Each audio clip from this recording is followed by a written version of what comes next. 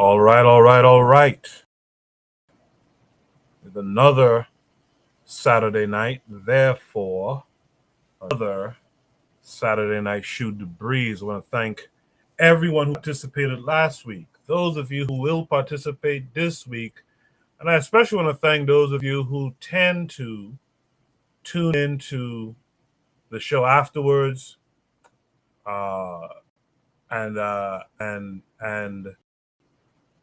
and leave comments, etc. Please do so again so we can continue these conversations. Now, I don't know if I can be heard. I'm on I'm on a new streaming service. I'm going to need those of you who can hear me to say or type 1 in the chat. I see Anthony's out there saying peace to everyone on KWAZ Radio, the panel on the chat. But Anthony, if you're still out there, let me know with a 1 that you guys can hear me. Kofi is out there as well. Matron is saying greetings to everyone. Kofi is saying what's up. But I need you guys to drop a 1 for me if you can hear my voice. Okay. Great. Folks can hear me. With anytime you try these new streaming services, you never know what's going on. So thanks for the 1s. War Drum is out there as well. Saw War Drum earlier in the chat as well. So thanks to all of you for the 1s. So with that said, now let's talk about what we have in store for you guys tonight. On tonight's episode of Shoot the Breeze, this is episode 188, by the way. What are your thoughts on the Zelinsky-Trump intense White House meeting? We're going to talk about being punch drunk, apparently. Mayweather endorses Trump. We're going to talk about Vybz Kartel now embraces Papa Garvey, Malcolm X, Bob Marley, and calls skin bleaching trying to destroy God. Very, very interesting, because if you know the background, he played a big role in increasing and popularizing skin bleaching in the past. So it's interesting to hear him say that now. We will talk about the fact that Black people don't unnecessarily bring attention to yourselves when you don't have to.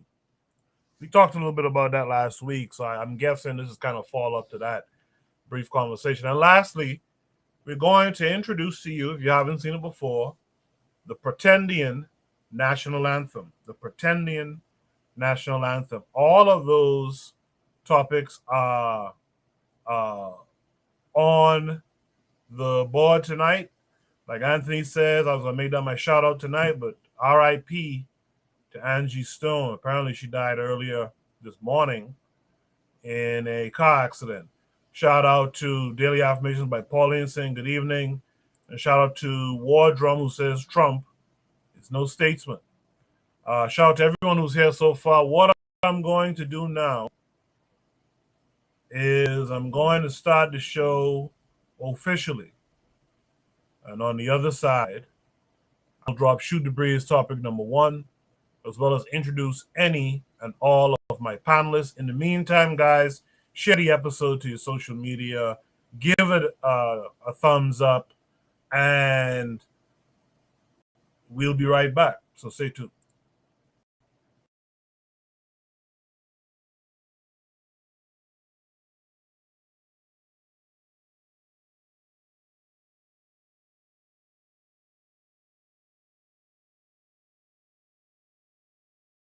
You are listening to the Bitter Medicine Podcast on KWAZ Radio.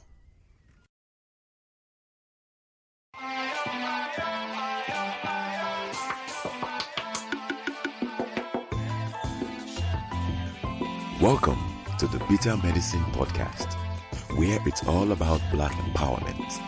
Our show focuses on Black news and entertainment, arts, science, economics, history, people, and strategies that uplift, empower, and motivate Africans within the diaspora. And now your host, whose favorite color is black, Goku.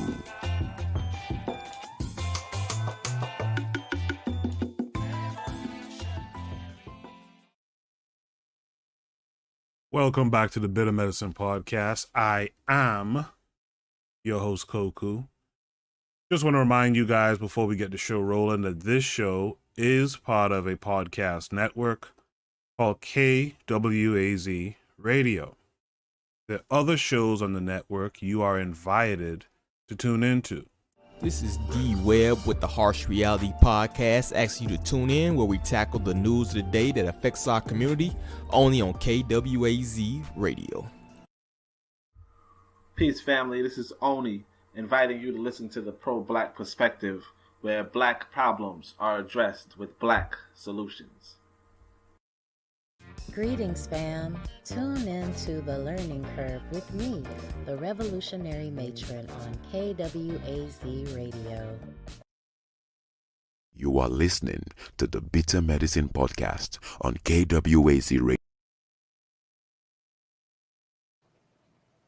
All right, make sure you're also tuned into Brother Bakari's BBN network, the Forecast Radio, who's also these days seems mostly he's co-hosting with Consider Cheek, Rum in the Bush. And make sure you tune into Kofi, the Black critic, who was just live streaming a couple hours ago himself. So if you want to join the panel, the link is pinned to the top of the chat. And it's on both KWAZ and it's on both KWAZ and the Bitter Medicine Podcast. For some reason, I feel like the KWAZ stream isn't working, but in any event, let me just make sure everything is good over here while I'm at it. As I'm waiting for people to join. If I just do it by myself, it's all right. In fact, you know what? Let's get right to it. I'm just checking my sound and that streaming is working over here. It seems so. Okay. In the meantime, let me go ahead and give you Shoot the Breeze topic number one. Shoot the Breeze topic number one says, what are your thoughts on the Zelinsky Trump intense White House meeting? That was an interesting meeting indeed. What I'll do is I'll share. Kofi says, I'm not on the panel. Are you backstage or something? Because with this new setup, I'm not too sure how it appears when someone has joined backstage. So anyway, let me share my screen so you could see the attachment that came with this video. Let me see. All right. So Kofi says he thinks he's backstage. Give me 1 second. Some of this right now.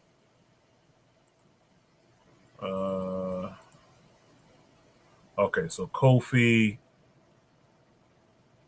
Okay, add to stream. Okay, now I understand how it works. Okay. Kofi, can you hear me? Yeah, I can hear you. You can hear me? Yes, sir. Yes, sir. Yes, sir. I can hear you. Cool, Thanks for coming through. How are you this week? Not bad. Doing good. How are you? I'm good. I can't complain. Thanks for coming through. I'm just trying to figure out this new streaming thing. Okay, there we go. That looks better. All right. I think this is better than the other one you had. Again, Shoot the Breeze topic number one. Oh yeah, it seems so.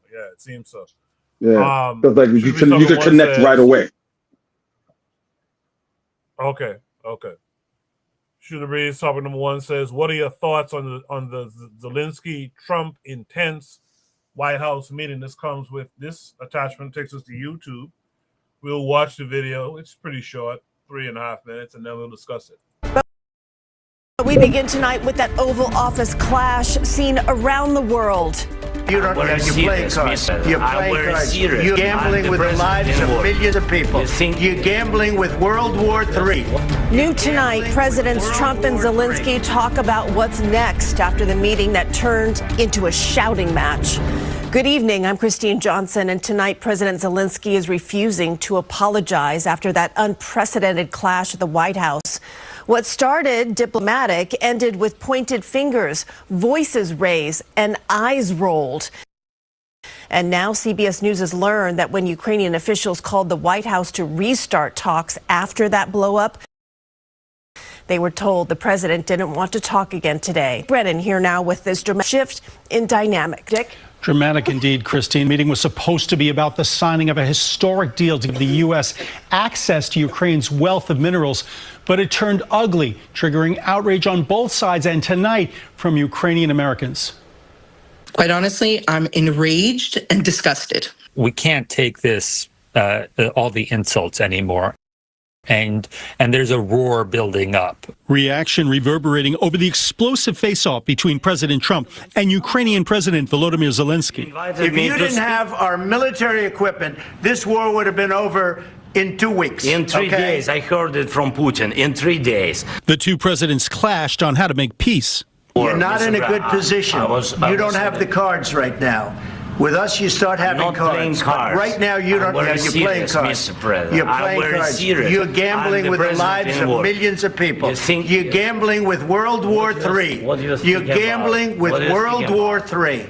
And what you're doing is very disrespectful to the country, this country. The vice president then jumped in, lecturing Zelinsky. Mr. President, with respect, I think it's disrespectful for you to come into the Oval Office and try to litigate this in front of the American media. Right now, you guys are going around and forcing conscripts to the front lines because you have manpower problems. You should be thanking the president for trying to bring it into this conflict. Have you ever been to Ukraine? Did you say what problems we have? I have been to... Come once. Trump ended the exchanges with a prediction. Great television, I will say that. Tonight, Secretary of State Marco Rubio is demanding that Zelinsky apologize. Apologize for turning this thing into the fiasco for him that it became. But when asked if he would, Zelinsky indicated that won't be happening. I think that we have to be very open and very honest, and I'm not sure that we did something bad. Before he left for Florida, Trump said he wants an immediate ceasefire and should hold support from Ukraine if Zelinsky does not cooperate. Either we're going to end it or let him fight it out. And if he fights it out, it's not going to be pretty. Because without us, he doesn't win. Now, after the meeting, Zelinsky was told to leave the White House with no guarantees of future support. White House officials said Trump felt disrespected by Zelinsky during that meeting, in particular when he rolled his eyes and shrugged his shoulders. Christine. All right, Dick, thank you. And of course, we'll be following this fallout from the meeting. You can always find the latest on our website, CBS New York. Yes, very, very cringeworthy. But I'm reminded that earlier in the chat, you had Wardrum, who said that, Trump is not really a statesman. I can't find a comment now. But yeah, earlier Wardrum said that in the chat, and I thought that was very interesting because you realize more and more that he's not very presidential. He's not, from what we've seen in however long now. But his base loves him, and apparently a lot of black folks are fooled by him too. A lot of the so-called blagger, as Brother Bakari would call it. In the chat, TrickIV262+ says, "Didn't Trump do a debate show at his Oval Office? I completely missed this. LOL." KW7 says, "Crotch grab." Says Crotch grab is doing everything right in order to destabilize pan-Europeanism. Zelinsky is a spoiled child. Wardrum says, "This is the beginning of the end of this place. The world will turn their backs." With that said, now I guess I got two panelists with me. It's kind of hard to tell with this new streaming thing, but Buana has joined us. Buana, how are you this week? Coco, can you hear me? Can you hear me, Coco? Yes. Yeah, I can hear you. Good. Yeah, I'm well. I'm hoping all the brothers are good as well. In watching this was really for Trump's base. He was playing to his base because I can't say he in his right mind, but no president in his right mind would deal with international affairs like this in open, like he's trying to play like a cowboy. It's like a Western movie. So he is trying to send a message to his audience of strength. You know, I'm appearing strong before this guy who we giving money to. So he's gonna bow to the United States, and it's red meat for his base. His red meat supporters, they like to see these kinds of things to make them believe that, oh, we in charge, you know, the big bad United States, American exceptionalism. And then you have this other guy, the Vice President Vance, J.D. Vance, who the president say, a question was asked by Fox News, I think, whether that asked to Trump whether he felt like J.D. Vance would be a suitable replacement. Automatically, he said no. So these guys are vying for power, and J.D. Vance is vying for position. But these things shouldn't be in the public like this. So you have to ask yourself, well, why is this in the public? He is just trying to send red meat to his base. Because when he is having meetings with the Jewish nation, you would never see this on television. This would never be advertised on Fox News. If he having communications with different kinds of countries like Saudi Arabia, you would never see these things highlighted. Well, with Trump, he is just a wild card because he is ridiculous. But this is the problem with having a businessman trying to handle international politics in a way that it's like a business arrangement. You're not in a business engagement with someone. You're actually trying to have a conversation based on war issues where millions of people are dying. Well, thousands of people are dying, and this man is just out of his league. And America has lost its credibility in the world. That's been done. That's over with. You know what I mean? So they're only gonna have the only position that they could take now is force after this nonsense is happening in the world. But I don't know, man. He has 4 years.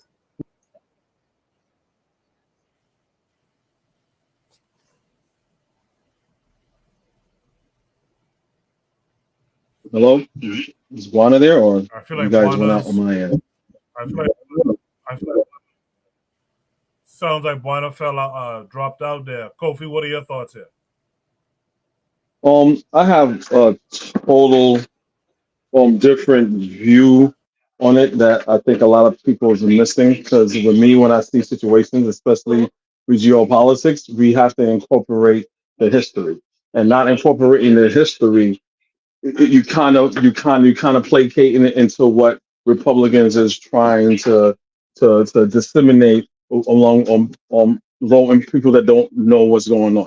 So I'm gonna have to do a little bit of history. You have to understand from the beginning. So Trump was always in the pocket of Putin. It goes all the way back in the beginning with the Russian interference, and they had the Russian bots, and they had all these things. They said with what was the last Attorney General, I think it was, oh my gosh, forgot his name. And basically, because with the whole Russia, it's all a hoax. And oh my God, see the man's face, but I don't know his name, right? And anyway, he again, like first term Trump, everyone is a revolving door. He had to leave, but he was saying, I think it was the old Attorney General saying, like, yes, Russia had something to do with our elections. They influenced our elections. So coming in when Trump was running the first time, he was compromised with Russia. I even heard the one time that it was Don Jr. was playing on a golf course. I forgot the person who said it. That it was like, because again, Trump is a failed businessman. All these people that think Trump is this this wizard, that business and all this other stuff. This is all the okie doke stuff that people are falling for. Just like how Elon Musk is a genius, right? There's all these popular beliefs that people have without any fact to back them up. And because again, Trump, he had all these failed businesses, so he couldn't get regular loans. So it's like, hey, where are you getting the loan to do your next project? And I think it was Don Jr., one of the Trump sons, was like, oh, we're getting it from the Russians, right? So remember, so you had that happening and the whole Russia investigation thing and all that. So the reason why Vladimir Putin is interested in Donald Trump is because a little background history for those of you that may not know. The former Soviet Union was this is during the time of the Cold War. So at the fall of the Soviet Union, it broke up. And from that breakup, you had other nations that became sovereign. When Vladimir Putin came into it, the Soviet Union that he has now was not how it was before as a whole. Vladimir Putin's mission, he wants the Soviet Union that Mikhail Gorbachev had. So this means he has to invade sovereign countries that broke away from Soviet Union in the 80s. So, and Ukraine used to be a part of the Soviet Union, right? And he is obviously a dictator. So that's why Vladimir Putin is invading Ukraine. So going fast forward now, during the debate with him and Kamala Harris, they asked him a question. Mr. Trump, are you going to support our allies in Ukraine? Ukraine wants to be a part of NATO, right? And Putin, that's a threat to Putin. If you guys have a map in your head where Ukraine is and things like that, if they become a part of Putin, it will be encroaching on the Soviet Union. They don't want that. So they asked Trump, do you want our allies, Ukraine, to support? He's like, yes, I want to win the war. And they asked him, okay, Mr. Trump, Ukraine's the ours. Do you want Ukraine to win? I want the war to end. Mr. Trump, we understand, but do you want Ukraine to win? I want the war to end. All of this he is saying. Why? Because Putin is in his pocket. Putin is in his pocket. That is the reason why he's saying that. And then again, Trump says, oh, the war would be, well, if I'm the president, I can only do it from the Oval Office. Once I become president, this war would be done in 24 hours. Same thing that costs eggs and groceries and other things that is not happening. That didn't happen. To Putin show his power. I was going to do a show about this tomorrow or sometime this week because I haven't been doing politics lately. Vladimir Putin had a picture in Russia, and Russia media was propaganda because it's Russia. So whatever is being posted in Russia is pretty much state propaganda. It goes through Putin, right? They had a picture. They had naked nudes and pictures of Melania Trump, saying, "Oh, look at her. She's a model. She's this. She's this. She's this. She's that." While Trump is saying, "Oh yeah. He said that he talked to Putin," and then Putin says he never talked to me.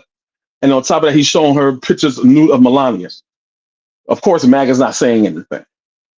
All these things shows you that Trump is a puppet for Putin. So when Trump it's talk about Zelinsky. So when Trump won, Russia, Ukraine already know they were screwed. They already know they were screwed, but Zelinsky had to do it. So I'm saying that to address today's point, is that all Trump was doing, Trump up to this day, and they've been trying to twist his arm to say it, that Russia is the aggressor.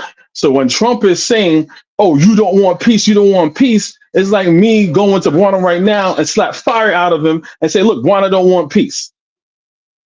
That's what Trump is doing, right? So Zelensky's like, what are you talking about? You don't want peace. And he has to play a delicate role because, yes, he does. There's other European allies that's depending on him, but he really needs the United States. That man had to sit there and get berated. J.D. Vance or J.P. Mandel, right? J.P. Mandel is what Donald Trump calls one time he called J.D. Vance J.P. Mandel, but Joe Biden is the guy that have Alzheimer's, so everyone grades Trump on a curve. J.P. Mandel, right, started antagonizing Zelinsky, and then Trump followed up with the antagonist. Yes, you need to be thankful. You need to be thankful. And you don't thank us. You don't thank us. Since other administrations, if you look at that press conference, he was like, yes, I have thanked President Obama. I have thanked Joe Biden. Yeah, but I wasn't president.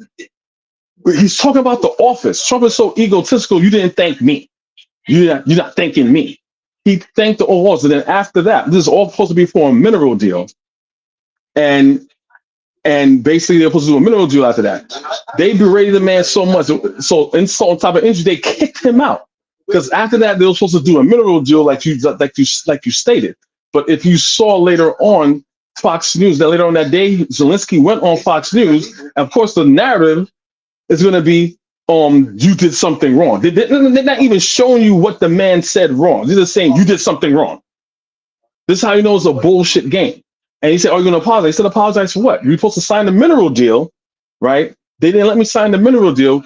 I have no problem with that, but I wanted certain guarantees from the United States that we can do it." What did Trump say in that press conference? No, it's going to be done. I'm strong. They don't respect Biden. They don't respect Biden. Biden's an idiot. They don't respect him. They'll respect me. That's not how you do diplomacy. That's not how you do this.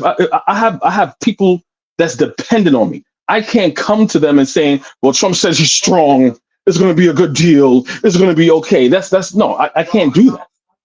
I can't do that. I need certain guarantees. Oh, you're being disrespectful. You need to be thankful. This is the game. And to land my plane, I think Trump is doing all this stuff to destabilize the United States economy and the dollar, because he put a lot of stuff heavy in crypto. Him, Don Jr., all of them, heavy in crypto. I think they're purposely trying to tank the United States economy, do all these things with tariffs, have a war with China, have a war with Europe, have a war with all these people, with Mexico, all our allies, a war with Canada, say I'm going to invade Greenland, do all this stuff, do everything that you're not supposed to do as an American president to make it fall. And I think he's doing it for his own financial gain, and I'll land my plane there. Thank you. I know you're landing your plane, but don't get out. Let me read some comments here. The first one is directly for you, remainder. It says, "Who is this guy? Oh, sorry, who is this talking? He sounds crazy." Wow. So Kofi, keep that in mind. I'll come back to you about it. Trigabi262 Plus says, "Putin is trying to defend Russia from being much more militarily weak. If Ukraine were to join NATO, Russia historically do not have mountains but flat plains, so they have to be militarily strong." Trigger goes on to say, "If Ukraine joins NATO, NATO can bolster military options on their border, and they would have to work harder to defend themselves against NATO encroachment." Wardrum adds that the tariffs, threats to take Greenland, annexation of Canada, invasion of Mexico, deportation of citizens, not just illegals, is all a part of the reason why the world will turn against America. Trigger says they preferably want that mountain range in order to have a sort of wall to defend against NATO. So he's just finishing that thought there. I'll throw it back to Kofi. Thoughts on you sounding crazy to Yana B in the chat. Well, all I know is the same person that's saying the same. So me saying I sound crazy doesn't mean anything. He has to come more clear than that. If he heard everything that I said, he just sounds like a Russian sympathizer.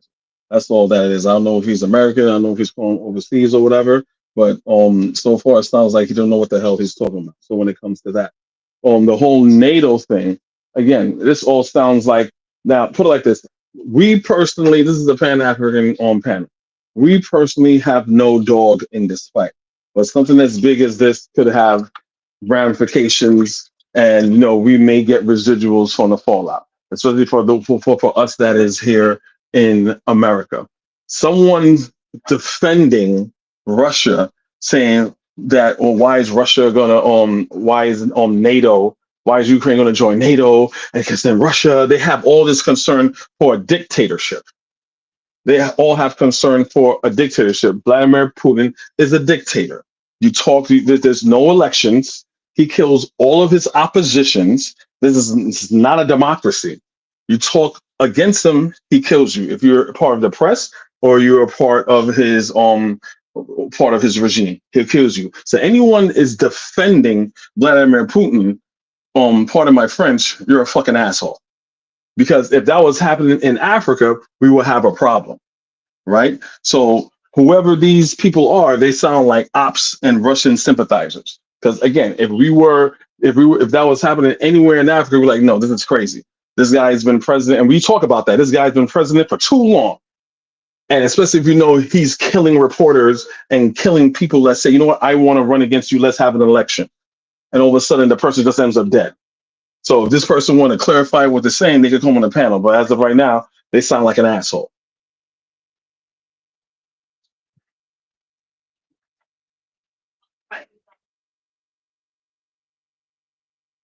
All right, I appreciate that. I don't know if you can hear. Yeah. Kofi, Yonabi is a she, by yeah, Yonabi is a her, is a she. But Yonabi, if you want to, you could come up on the panel. Yonabi has been on the panel before. You feel free to come up. In the meantime, let me go to my other panelists who have joined me. Let's welcome back Buana. Buana, are you good now? I think I am. I think I'm good. Yeah, I was just listening to Kofi do his thing. You know, Kofi is a political animal, so he is more up to scratch in terms of what is happening.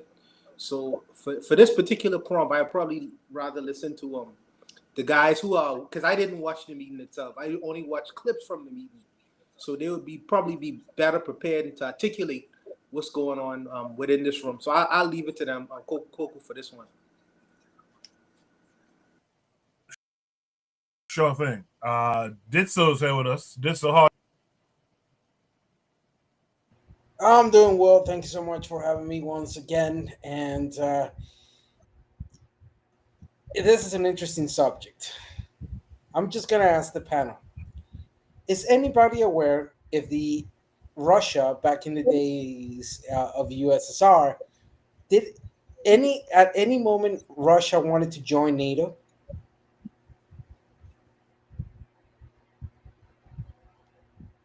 Does anybody know the answer to that? No, not to my recollection. Not to my recollection, because you had two superpowers at that time, was United States and the USSR. Those were the two big superpowers. Like no one, they talked about nobody else during that time, to my recollection. Kofi, you're going to hate me, and you know that was a rhetorical question. Actually, on March 31st, 1954, Russia USSR sent a proposal to then the newly born NATO. And the suggestion via the Communist Party General Secretary Nikita Khrushchev, he laid out a plan for USSR to join NATO. And I just posted in the chat the response letter by NATO, that's French, English, and United States, which suggested that. I'm sorry, I'm not cutting you off. What year was that? 54. 54, got you. Yeah, 54. That's before. That's before. Is that the stage that was from before Mikhail Gorbachev was president of the U.S.? Yeah, at that time, 54. If I'm not incorrect, it wasn't Mikhail Gorbachev. Mikhail Gorbachev was around. I'm more speaking to the time frame of Mikhail Gorbachev. Thank you for the information, though. Yeah, I'm not trying to undermine the information. Gorbachev. Okay, I was referring to Gorbachev towards the end of the Cold War, which was the fall of the USSR. But go ahead. Yeah, no, Stalin died 53. That's when Gregory Malenkov, also known as alongside Lavrent, I'm killing the names there, Lavrentiy Beria and Vyacheslav Molotov. took the reins for that moment. Then came in Nikita Khrushchev. So that's right after the death of Stalin.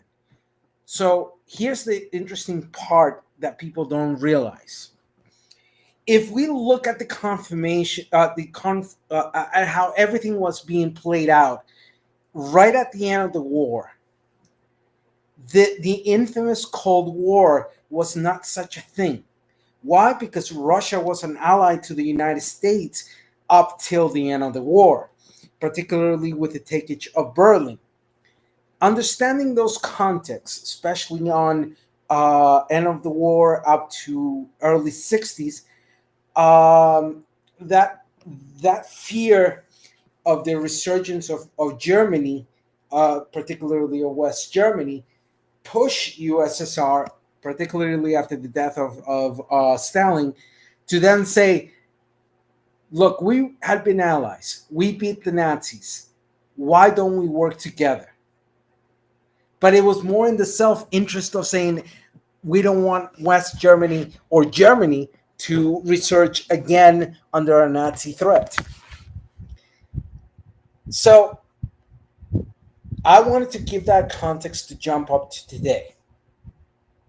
Why?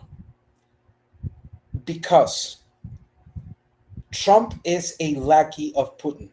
He's working as a lackey of Putin. Let's be real. Putin invaded Ukraine. Why did they invade Ukraine, and particularly if you go back to 2014 or 2014? Because it wasn't the fear of NATO. That's the bullshit lie. It was because Putin is trying to resurgence all the USSR under his rule. And the first approach you needed to have was take over Odessa and take over Crimea. Why? Because it gives the access to that portion of the sea. So what we have today is Trump, a oligarch tyrant in the style of Vladimir Putin, but to the United States, allying himself to Putin. And since we're entering the fourth year of the war, of a complete and utter stalemate for Russia and a complete failure militarily for Russia in its intentions, we see now that in a very short and concise way,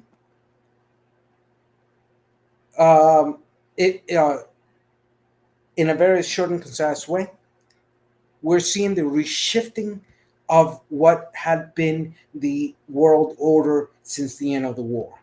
And that shift is now happening towards authoritarian assholes like Putin or Trump.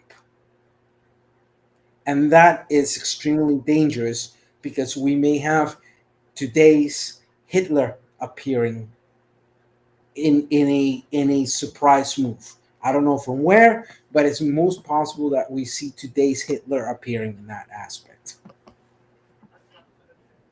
I would also like to add on to the point. Good stuff, Ditto.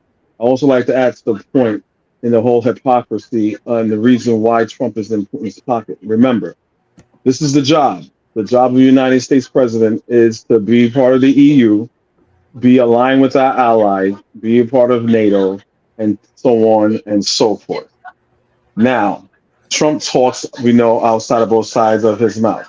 China's our enemy. China, China, China. I hate China, China, China. China, China, China, China, China. And he wouldn't throw Putin under the bus, right? To the point where, if you guys may not know, this week he said, "Hey, I'm selling Trump gold cards." What is a Trump gold card? He said Russian oligarchs, the Russian oligarchs, that they want citizenship. I'll have them come over here because it'll be good for business. But for $5 million, I'm selling them United States citizenship, as well as the Chinese. This is an American president, but obviously we have people in the comment section, right? That know better, that knows better. I would like to ask them, like, how is that American selling American citizenship to people that are dictators, to people that are dictators, or that is America's enemies? And I'm pretty sure that's illegal. So if he's selling $5 million Trump gold cards, selling American citizenship. Who's that money going to? If you think that it's going to the American people and for him to cut the deficit, you're a fucking fool. One. Two, if you see meetings with Donald Trump and Vladimir Putin, he's a pussycat. He doesn't give 10% energy that he gives to Zelinsky that he will give to Putin. All he does is cover for Putin, as well as other people in the chat. I'm going to be antagonistic because you're going to suffer for your goddamn ignorance. I want him to see. Show me a video or instance where Trump is as vicious, half as vicious as he was to Putin as he was to Zelensky. You can't play benign neglect with this. No. I mean, the videos that we can see of Trump with Putin is Trump kissing the ass of Putin and being all, sweetie stuff in that type of world. Exactly. If I give you a job and your job is to move from box A to box X, and you taking box A and doing the box D, you're not doing your goddamn job. That's the job of the American president, is to do that. And here's the thing: when you talk to these Republicans, there's probably potential Republicans inside this chat, and that's good, right? That when it comes to, I'm going to pivot a little bit here. When it comes to the war in Gaza, you see how, because again, you have the Republicans saying, Trump, there's no war, which is bullshit. Trump, there's no war, right? Now it's like, oh, we want peace, When you talk about Gaza, bomb the whole shit down. Bomb the smithereens. As a matter of fact, I don't know if you guys saw it, but he put some AI video of Trump Gaza. It's like an AI thing where they bomb all of Gaza and it looks like Dubai and it's got Trump statues everywhere and stuff like that. That's fine. And he's sitting at the pool side on the beach side of Gaza with Benjamin Netanyahu. Elon Musk is there eating like something that looked like hummus, and there's a whole bunch of people driving Teslas around and stuff like that. But y'all motherfuckers think that's okay. I'm talking from a humanistic perspective. What's going on in Gaza from a human standpoint is horrific. I'm talking from a human standpoint. There's a Pan-African channel, but I'm also talking from a humanistic standpoint. Because you're gonna have people going to try to muddy up the waters and think that, I love Palestine. I love Palestinians over my own people. That's not what I'm saying. I'm trying to show you that the economy, they're saying they want peace, right? But on the other hand, when it comes to white supremacy, and then making money, I'm going to bomb all of Gaza. So I'll land my plane right there.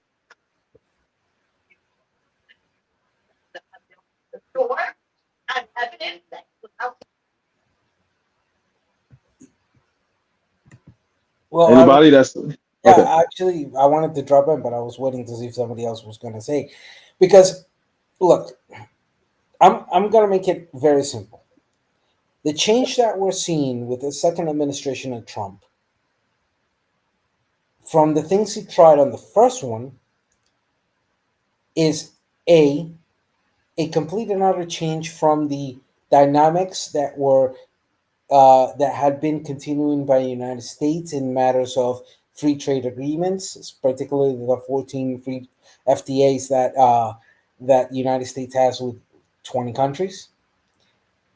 Second, we see a shift in regards of that so-called leadership of the United States. Now Donald Trump is seen as a charlatan and somebody you got to stay away from, but more focused into. And by the way, the only African nation that has FTA with United States is Morocco. Just a quick note on that. But in this point of the Ukraine war, and particularly also seeing his reaction in regards of the Palestinian-Israel war that is also happening. Trump, and just listen to the words he said to Zelinsky. This is not the way to do business. Out of all the conflict that was there, those words are key. This is not a way to do business. His idea of being president is the same as being a CEO of a company, and that tells us volumes. I will have to push back on that about the president, and that's the problem. I'm going to push back. It's just you and I, so I guess we can have a conversation. If Coca will allow it. That is the president is. You cannot run the United States like a business. The goal of a business is to maximize profit. The goal of a president is also a part of a government is to maintain its people, and to make sure that the country is run smooth. Make sure that the people is protected. Make sure that its people is well fed, as well. Make sure the people they can make money. There's no profit. There's no profit margin to engage. You know what I'm saying? I just want to make that correction. And that's why I don't like people when people say that and say, well, I'm gonna pick on Donald Trump because he's the businessman. Okay, he's a shit businessman, but even if he was a successful businessman, that still does not work. That still does not work. But I don't want to. When he was stretching his hand, that's the moment that's the area where Trump says this is not the way of doing business. And right there, when he's telling, and we agree, Covey, a president's job is not to run a country like a business. A business is a business, a state is a state. They're two different things. But the mentality... Wait a minute, brothers. Wait a minute. The American population, the American public, the voters, knew what Donald Trump was prior to him coming into office. In fact, Donald Trump had a show showing that he is a hyper-capitalist. And America decided to choose him anyways. So if most of his life, all he's been is a businessman, the American people want a businessman at the head of their political whatever. They want a businessman, else they wouldn't have voted for him. And the idea of, yes, America say, yes, we want, at the bottom line, we want to see profit. We want to be able to solicit the most money that we could get in endorsing and having Donald Trump as president. He is going to bring us the most money into our coffers. This is why he was elected. Now they are finding out that a president, the bottom line can't just be money, because this president says, we're going to take away your Medicaid. And we can make you pay for it because we have to maximize profits. Whether it's with the insurance companies or it's with the hospitals, we have to maximize. But Juana, it's not profit. He's doing all that to do Doge or whatever, because they're trying to bring down the deficit, right? That's the reason why I do. It's not a profit margin that they're trying to go. They're trying to quote unquote, which they have not found yet to this very day, of fraud and abuse. And what they're doing, like you said, they're cutting benefits from American people, from your basic, from poor to middle class American people, like Medicaid. Even they even cutting things for like NOAA, which is the thing that predicts weather, and that's not good, especially when it comes to hurricane season. So it's not a profit margin like they're saying. It's them trying to cut the deficit, and all the economists knew around this time that, okay, Kamala Harris, you have the Kamala Harris economic plan and the Trump economic plan. The Trump economic plan added extra $4 trillion to the deficit versus Kamala Harris's economic plan. There's always going to be a deficit. But hold on. Briefly. But there are two ways as a capitalist in terms of looking at business. You could either cut costs, like Elon Musk is currently doing, gutting the federal government, trying to say that he is trying. No, to he is money. Not. He is not cutting costs. Let me finish. I personally know, and you are an informed American person, so you know he is not. He is going after his enemies and he's getting rid of competition. I know that, and you know that. When I talk to you, Kofi, I want you to look through the spectacles of the regular American citizen who don't see these kinds of things, who don't do the secondary, and the third kind of analysis. Because I know Elon Musk is going after his enemies. He's trying to get rid of competition. I know he's trying to do that. But what he's selling to the American person on the street is, I am cutting costs to bring in more monies into our coffers. So I'm saying to you, there's two ways of going about doing these things as a businessman. You could cut the fat in the federal government or any business, get rid of people who are unproductive and save yourself some money as a corporation, or you could get more consumers, expand your borders. They have chosen to act like a crackhead and fire a bunch of people, get rid of the enemies, because the majority of the, let me also say this too, by the way, the majority of people who hire black folks in America is the government, it's the government itself. Most of black people in America have government jobs over so-called corporate jobs. So they're really going after their enemies. Agreed. You know what I mean? But needless to say, I think at the end of the day, what you all doing is good. You all are informing the American listeners, and I think you all should break it down a little bit more to get them to understand, because they'll be more apt to jump on your bandwagon if they understand what Elon Musk is doing. Is not trying to cut costs. He is trying to do something else. Anyways, man, this is your conversation, bro. Go ahead. No, but Juana, no, you're absolutely right, because he's cutting costs, but at the same time. One second. Did so. I need you to mute your mic when you're not speaking. We can hear typing through other people's discourse. All right, so mute your mic. Yeah. Sorry. Kofi, go ahead. Yeah, no, Juana, you're absolutely right, because he wants to doing fraud, waste, and abuse, but at the same time, he's giving himself government contracts with SpaceX and what's that internet link thing that he got. Also, Donald Trump, you guys can look this up. Starlink, right? But they're doing waste, fraud, and abuse. He's the richest man in the world. But he's doing that. It even said in the beginning of his administration, there was like, hey, people are saying it's kind of a conflict of interest because you got Elon Musk and, he may get these contracts. No, we're not going to do that. But here we are, right? And then on top of that, look it up yourself. I think it was $200 million. Was it Alina Habba? He did for a commercial for ads using taxpayer money to tell people all around the world, obviously brown people all around the world, in English, not to come here. Don't come here. And then at the end of it, thank me for it. Say, well, this is because of President Trump. And I thank President. $200 million of taxpayers' money he's sending. But everybody's saying, yes, that's waste, fraud, and abuse. Where's the goddamn waste, fraud, and abuse? Where is it? And they can never tell you that. They're just saying it's waste, fraud, and abuse. While Donald Trump is doing waste, fraud, and abuse. Hold on, can I look? There's something important on this whole conversation. There was a comment that was put on the screen, and it says, the man is a businessman, America is a corporate republic, America is a republic business, you all don't get it. We have a problem here. The problem is that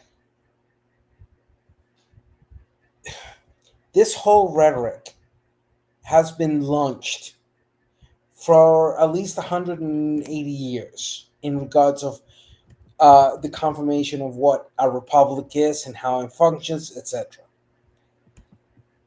So let's put it simple. Yes, the idea of what a president should do is, in a very simple term, in a constitutional republic, is an administrator. He administers, or she administers, the body of what is known as the executive branch.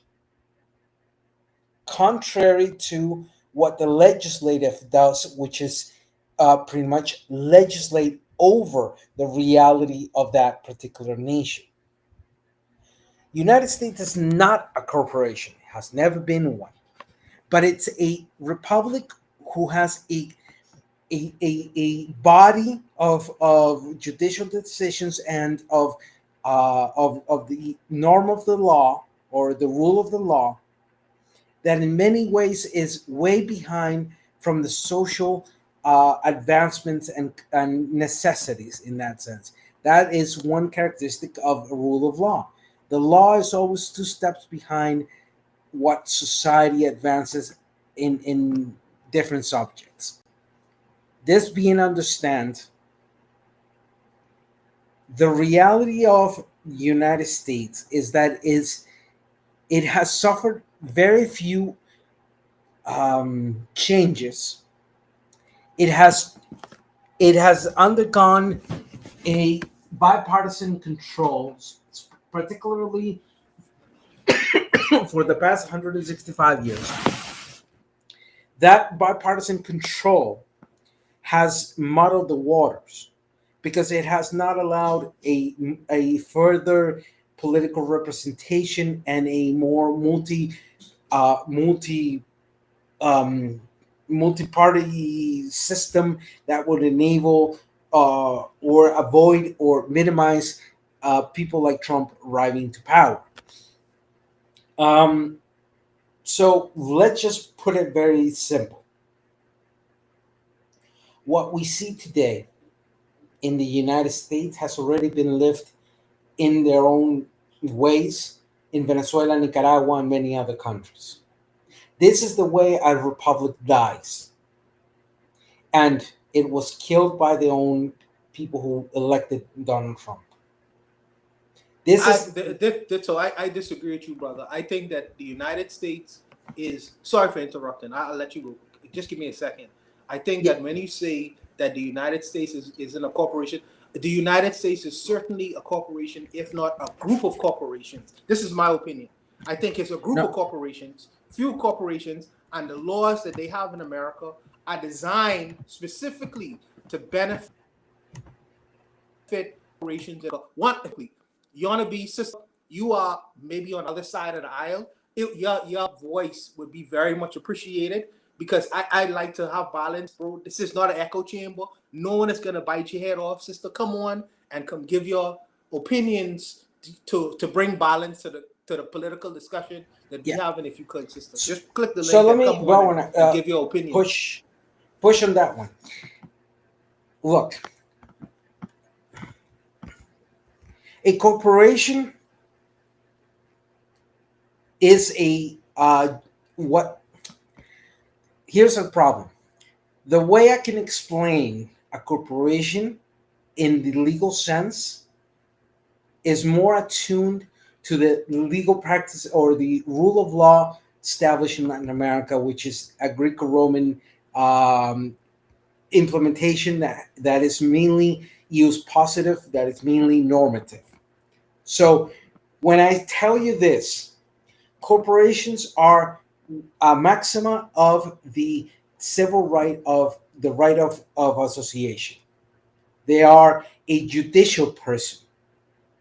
But the problem is that within the United States, it's a common law naturalist perspective. So, but the interesting part is that notion is still very much in that sense. And I quote, this is from Cornell Law School. Corporations are entities that act as a single fictional person. Much like an actual person, a corporation may be sued, lent, and borrowed. Additionally, a company has been incorporated, can easily transfer ownership through stock sales and exist indefinitely. Okay? But in order for corporations to be, they have to be authorized and governed by state and federal law, which then takes us to the Model Business Corporation Act provided by the ABA, which also then you can talk about the Securities Act of 33 and so on. But the point being here is that this rhetoric in regards of what and how United States behaves, yes, we can agree that the the involvement of political with the private sector has been one of extremely negative outcomes in many ways. I'll give an example. Texas and its power outage a couple of years ago, and just recently, actually. Why did those power outages happen? Because power is in the hands of the private sector. That is a reality that impacts. And why is that? Right. This sounds right. Okay. So why is that something that does not benefit the common good, the common necessity?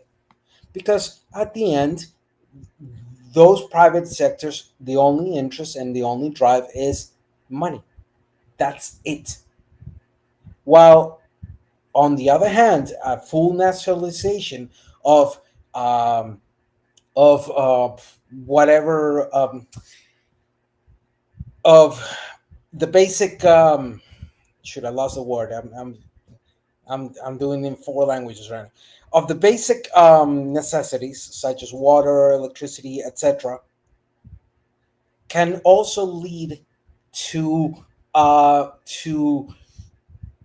bad and I can tell you this in a very simple sense. Over monopolization of the state of this necessities, as well as over privatization, both can generate the same effect: a lack of accessibility and a lack of care for that. But when you have a mixed system where you have certain aspects of it nationalized, protected for the interest of everybody in aspects of water, electricity, food, etc., but you enable then the private sector to play a role into that, then you have a better security.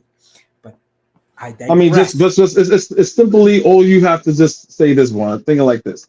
Well, I like what Disto did, because he basically just broke down what the 3 branches of government is and what they do and things of that nature and how it works. That was a good civics lesson.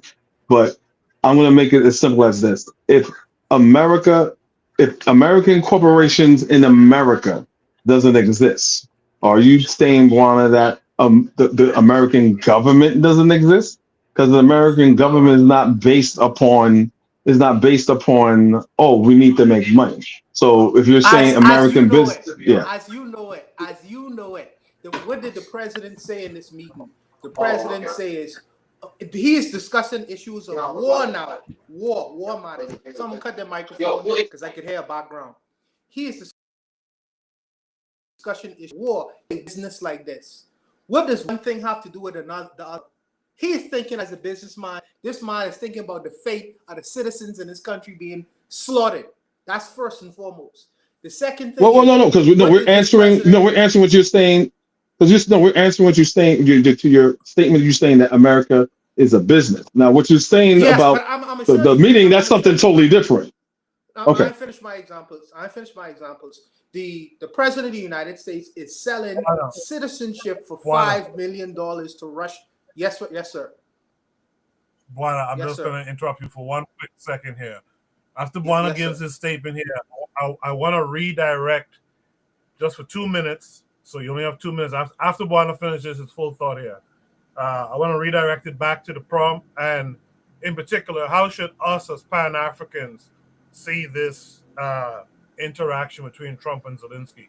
Buana, you finish your thought, and then we'll do the final 2 minutes on that. Yeah, no problem, because we could get into the weeds with these political discussions. But the president of the United States is selling citizenship for $5 million. Who is he selling that to? He is selling that to the oligarchs in Russia, because he knows the oligarchs in Russia are billionaires many times over. He is trying to appeal to a wealthy consumer base, not consumer base, a productive base and money base to come to America to do business. If you're managing that country And then in one instance, and in the other instance, you're gutting social programs, you're gutting the federal government, you're gutting the Department of Education. You are trying to he is trying, if you say America is not run like a business before, he certainly is trying to do it right now. If you don't see the evidence of that. But again, I want to go, I'm going to be very brief with this. My thoughts as a terms, and for me as a black man, in these political matters that have to do with relationships with Europe, my concern, first and foremost, is the words of Mia Mottley in trying to form and establish greater ties and relationships with my brothers and sisters in this world globally, worldwide over. Because as these men sit in this room dealing with pan-Europeanism business, I should be about the business of dealing with business with me and my brothers in the world globally, because this is what's important to me. So let them deal with their affairs in pan-Europeanism business. Let me deal with my affairs in pan-African business. I'll leave it there. Kofi and did so. Okay, so go ahead. Go ahead. Well, yeah, like I said before, when we're talking about this, I said it's probably my third time saying this. This is a Pan-African platform or whatever. So I'm talking under the guise of the American outlook and what it is politically globally. Not to show that I have any type of investment or absolute concern as a black man, but as a black man from a Pan-African perspective, this is something where you sit back. You have a drink, you have some popcorn, and you enjoy the show. Because when to our respective countries, and if we had to do business with these people, this is a lesson that we can have to ourselves and see how they treat themselves. Look how they treating themselves. You think they're going to treat us any better? Do you think they're going to treat us as equals? No, they're not going to. So this is a lesson that we could learn when it comes to doing business, whether it's for diplomacy, when it comes to war, when it comes to signing on deals and treaties and things like that. This is just history repeating itself. What's going on right now is European tribalism. And like Juana says, this is pan-Europeanism right now that we're looking at, because all those deals that they're doing that Trump want to do with Zelinsky is going to benefit America, aka white people. It's not going to directly benefit us. So we're looking at pan-Europeanism and tribalism, then fighting each other. So we could sit back and just chill and just see the fireworks and just learn from this situation and how they deal with each other, and to know that they're not going to deal with us any better. Did so, I'll pass it to you. Yeah, did so. Keep it brief for me, please. Go ahead. Yeah, a little brief. Look, what played on the White House was intentional. Today, Zelinsky was in UK, and the atmosphere was completely and utterly different. However, the shift of United States under the so-called leadership of Donald Trump is a bipolar one. Donald Trump thinks like a businessman and governs like a tyrant. The problem is that true justice is that the one who started the war, Russia, must pay. And what is being attempted by Donald Trump is completely the inverse. So let's not be fooled. A man who is a failure as a businessman, who is a con man, who is a sexual molester like Donald Trump, is destroying what had been imposed in the last almost 80 years since the end of the Second World War. And to answer this in a very simple fashion, in the last 124 years, 2 world wars started in Europe, and it dragged us all of us in the world into that bullshit. And I agree that primordially, we must do business with our own, with those that are closest to us or those of us who share elements. But we cannot turn our back on the bullshit of the European ex-colonizers in any way, shape, form, or manner. Because eventually, if a third world war goes on, it goes again into Europe, this tribalism of Europe is fucking all of us up. And the worst part of all is now Donald Trump has effectively allied himself with the aggressor, Russia. And that tells us volumes. I land my plane.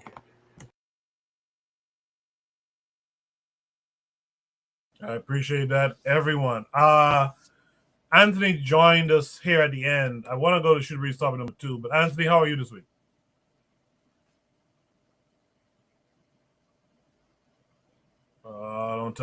Don't tell me this ain't working for Anthony either. Anthony, can you hear me?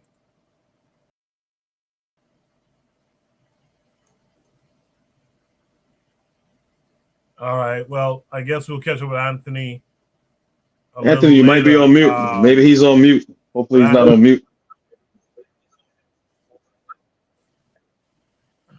Yeah, but he showed me. When you guys were backstage before I brought you up, you guys could hear the show? Yeah, this is a good. Oh yeah.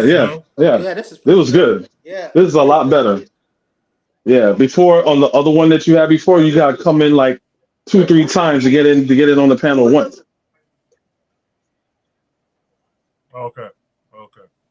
Okay.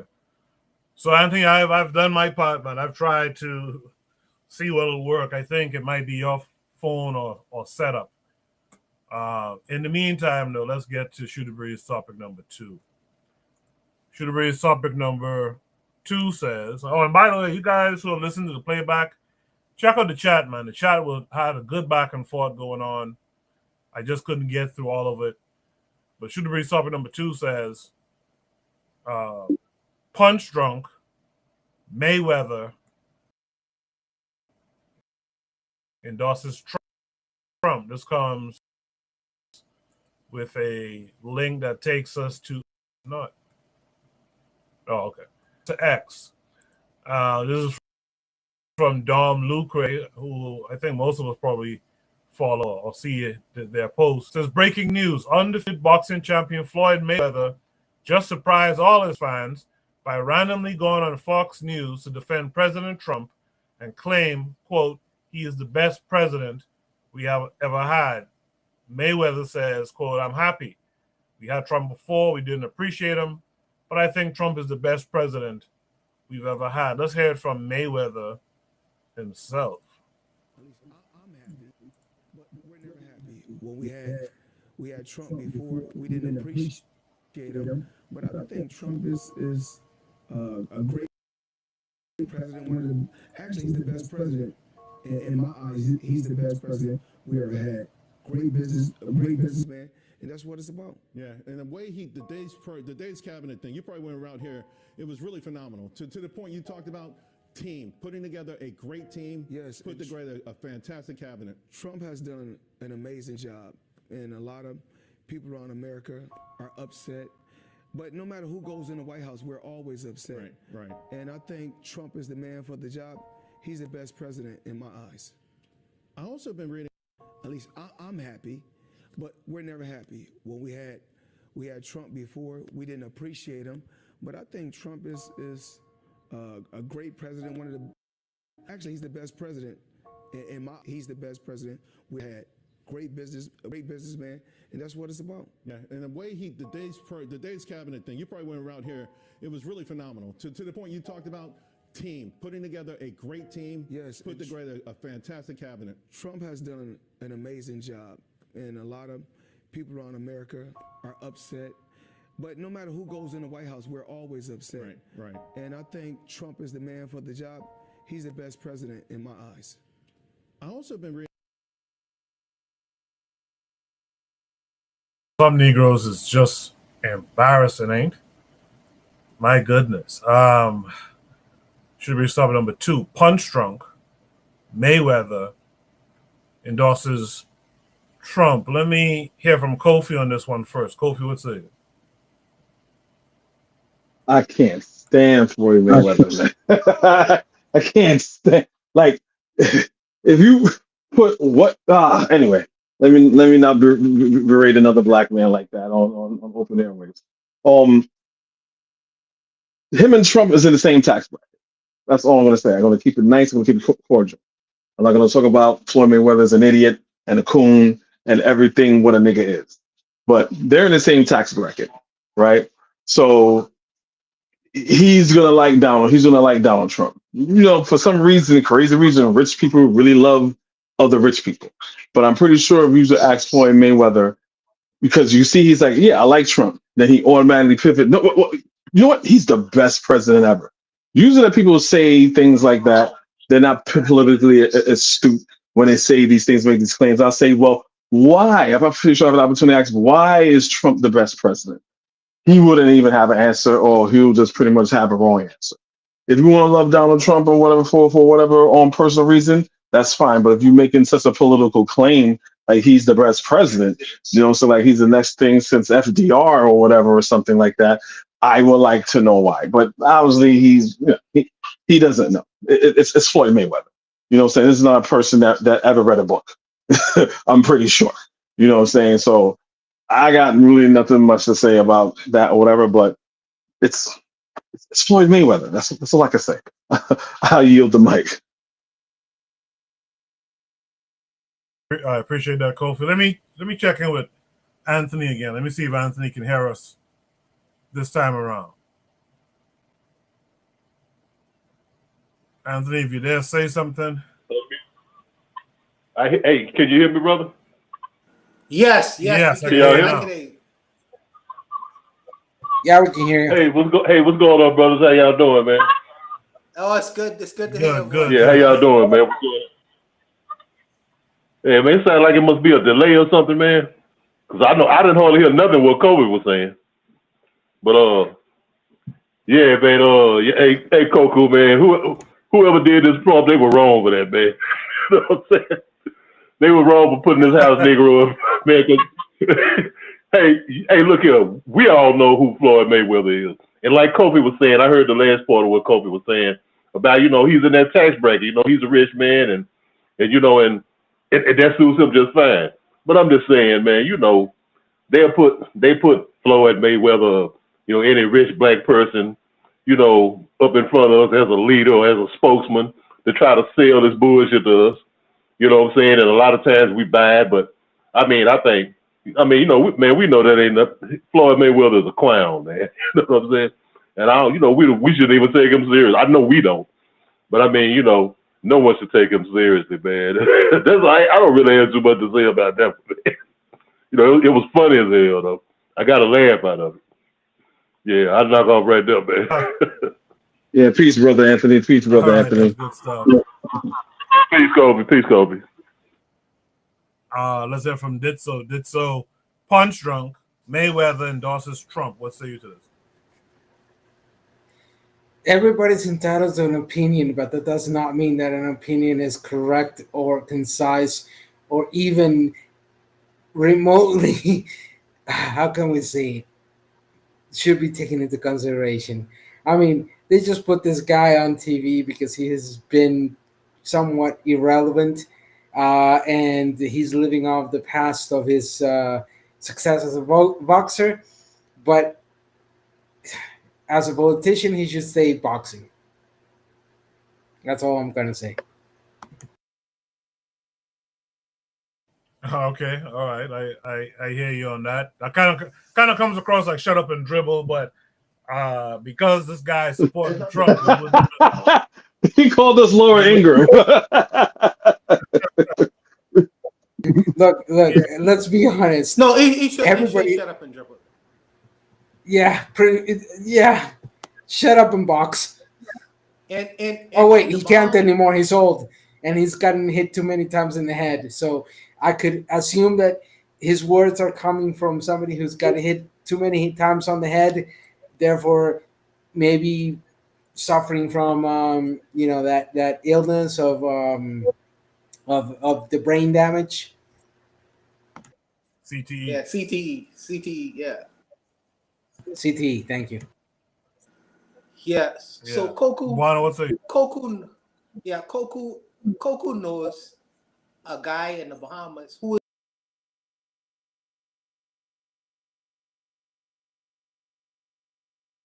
Buana, you went out. We don't hear you. You went out. Buana, if you can hear us, we can't hear you. Yeah, Buana. I don't know what's up with Buana. In the meantime, while we let Buana work that out, let's welcome in Black Steel this week if you can hear me. Black Steel, can you hear me? I can hear you fine. How you doing, Koku? I'm great, man. Thanks for coming through. How are you this week? Man, I love being among my people, man. Real talk. I really do. I can't complain too much, but I'm following this topic and the last topic too. I mean, he's Floyd Mayweather. You know, he's not the brightest. He's not the highest grade of weed in the dispensary. If we're being honest, right? But what mostly is that he's acting out his class interests, right? I think sometimes we don't really deal with class that much because he's a black person and he's very wealthy, right? So it is in his interest to support someone like Trump because that makes him better off because that he's in that tax bracket. So when you see wealthy black people supporting Trump, they're literally going with their class interests. Nothing he says should be taken seriously, you know. Malcolm X warned us about putting black entertainers as leaders. And it's just the case. He's rich. Trump's promising to cut taxes and help other rich people like him. So when you have a situation where wealthy people may benefit, they're gonna go with that. Their blackness is a secondary thing. I'm not rich. I'm black. I'm not black. I'm OJ. Remember when he said that? Look at Kanye West. Kanye West is the most horrible thing, but he's a billionaire. So of course he's going to support a president who has multiple billionaires in his cabinet. That's all it is. You know, I think that we have to really be more class conscious because most black people tend to be working class, tend to be work a job, 2 jobs. These black people who like Mayweather, they don't speak for the masses of people, and we need to stop pretending that he does. All right. Thanks. I yield the mic. I appreciate that. Real concise and to the point. I like it. Let's welcome in Brother Bakari this week. Brother Bakari, how are you this week?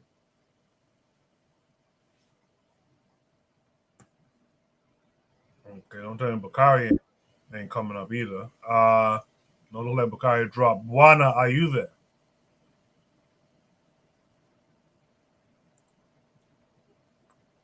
Okay, you guys are coming in and out, back and forth. Bakari, can you hear me now?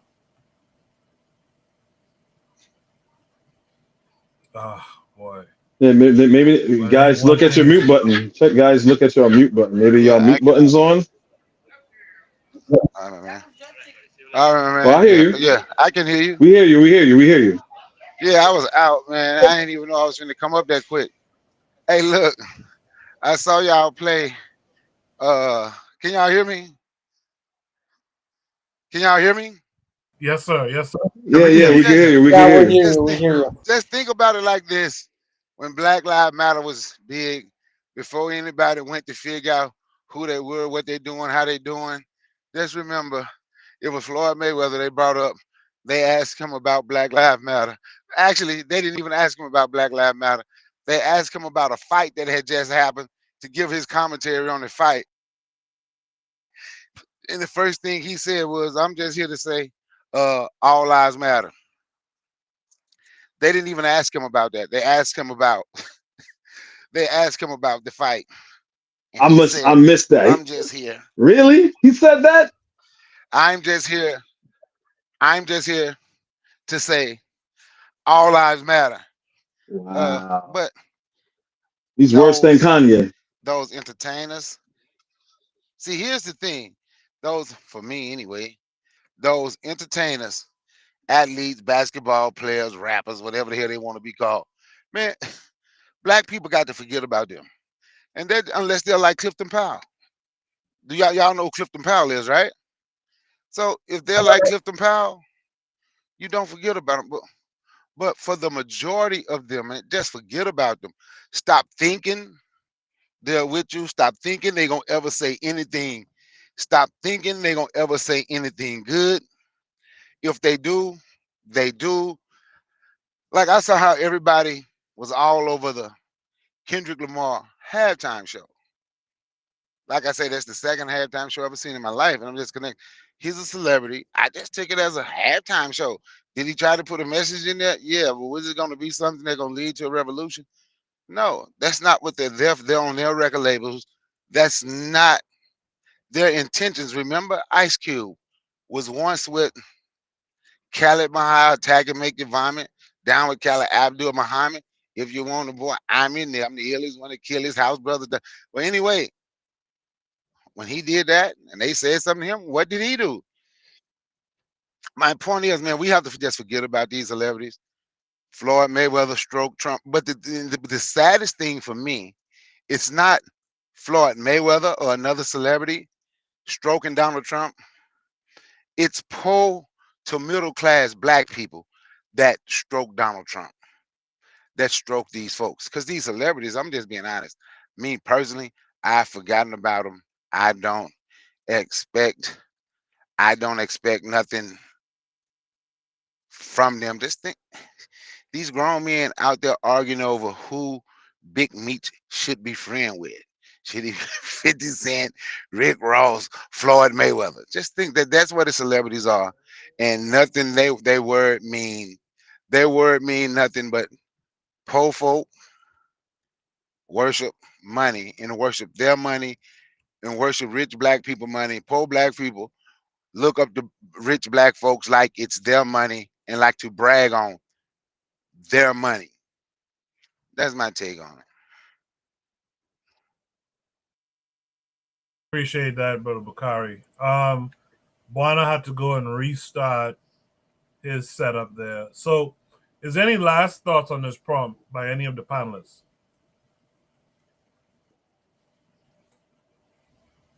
Far beyond that, he's been hit. Far beyond that, he's been hit too many times on the head. And yes, I put the video where he says all lives matter. Nothing more.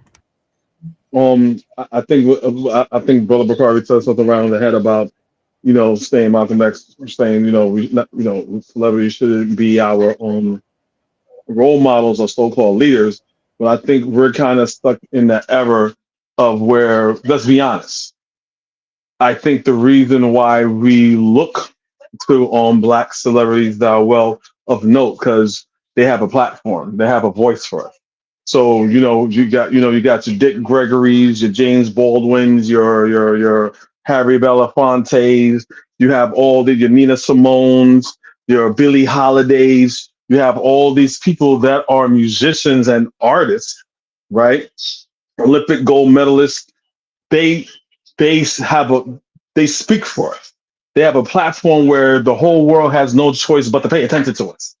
So when they say something, they're a representation of us. But there are no more Muhammad Ali's. There are no more Nina Simone's or Billie Holidays, and that's the problem.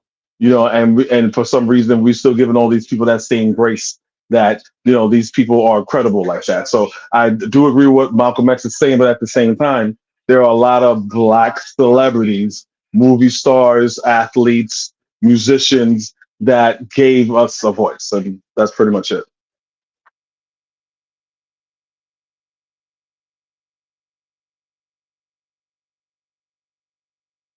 Let's go to Shoot Breeze topic number 3 then. That was a good conversation, by the way. Someone needs to mute the mic. We'll go to Shoot Breeze topic number 3, and then Buana could catch up to us there. Shoot Breeze topic number 3 says, Vybz Kartel embraces Papa Garvey, Malcolm X, Bob Marley, and calls skin bleaching trying to destroy God. Now, for those who might not remember, we talked about on Shoot Breeze some time ago, but had been accused of being responsible for extremely increasing and popularizing skin bleaching in the past. Bounty Killer spoke on it. I could play the Bounty Killer video too, but I think you guys get the idea. So this is Vybz Kartel saying something a little. Watch it. There's 2 attachments. We'll watch and then we'll discuss.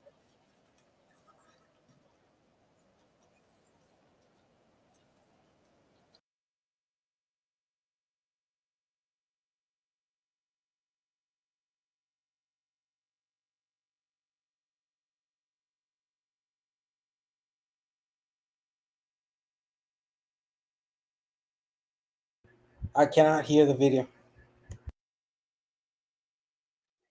Yeah, I can't hear anything either. Hey, Coco, we can't hear it. Can't hear it.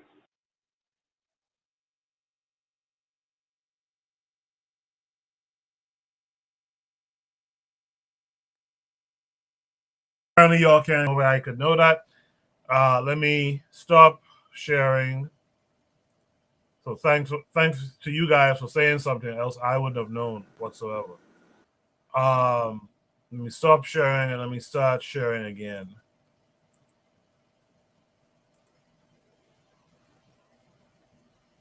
Let me go back to the timestamp. I think it was here. Let me know if you can hear it. I know you say you don't know regrets. Regrets, yeah. But is there anything you thought you could was one of those things? We can hear it. We can hear it. Watch.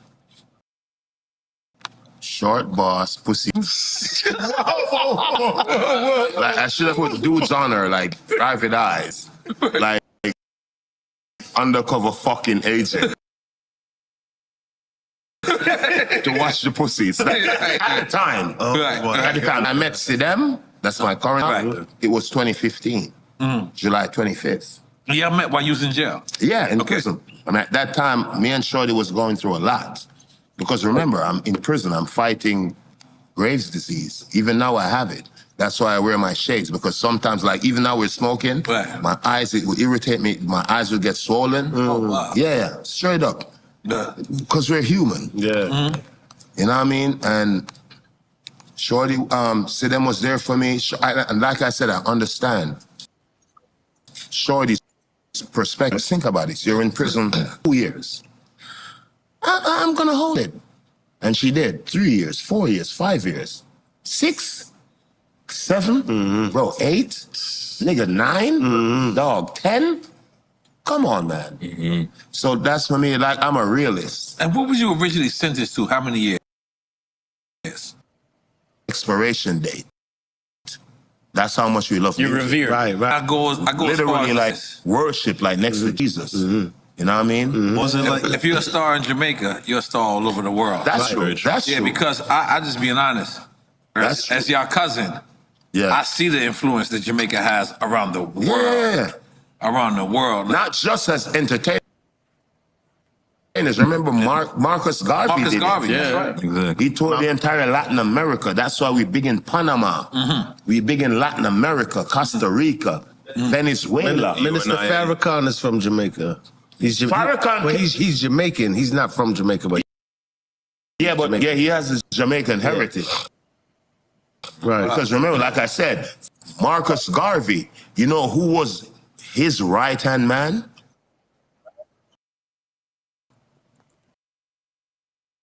Elijah Muhammad.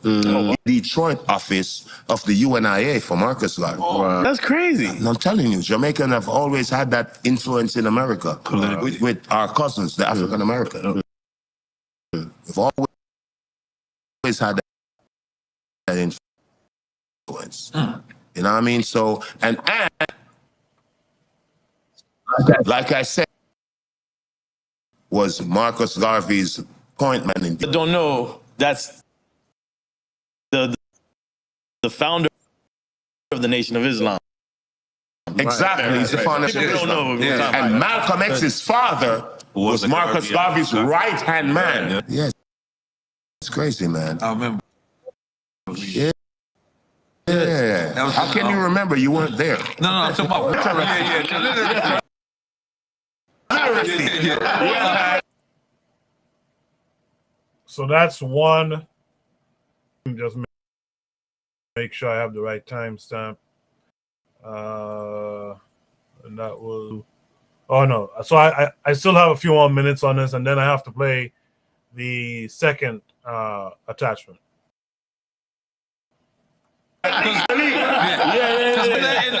Malcolm X autobiography. Yeah. That's where I read it. To be honest, that's where I read it. That's where I read it. Look at look at you can tell that there's influence by the cover of the book. Yeah, I did this literally by look, Malcolm X, The Pose, which is the album.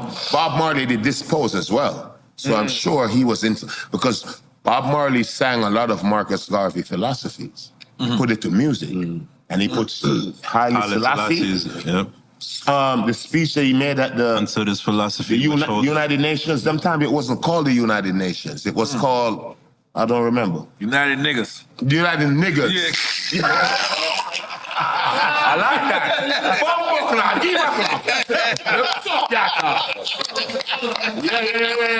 So Bob Marley, that's why Bob Marley is so powerful. Because you know he's mixed. His dad is white. I'm white. His mom is black. Yeah. So he had to navigate through that racial tension back in the day, when in the 70s in Jamaica, 60s, if you were light-skinned, you were kind of frowned upon. Right. Yeah, so, man, we love Bob, though. Like, our generation, respect Bob. He represented for Marcus Garvey. He represented for Selassie, Haile Selassie. Yeah, even when I was in, they came to the Hotel Cartel. Right. We love you. Yeah. But let me ask you. Ask this a question. All right, so that's the end of that one timestamp. There's a second timestamp here. Make sure I'm sharing the video with you guys. Play the second clip and then discussion. I was just going to say that because I remember rehearsing for your show because I follow the Bleaching Cartel. The Black Cartel and the Bleaching Cartel. Yes. Where you use the fucking, burn out the fucking melanin. Yes. And like you're trying to kill God. Yeah, man. Do you regret that? I told you I regret nothing. Okay. Because if you win, you either win or learn. You lose is when you die. And we still know where you go when you die, even though I'm religious. And what those lessons are from your negatives. From life. From your negatives. You know what I mean? So I never believe in losses. So I couldn't have regrets. And I've lost people that I love, but I can't regret.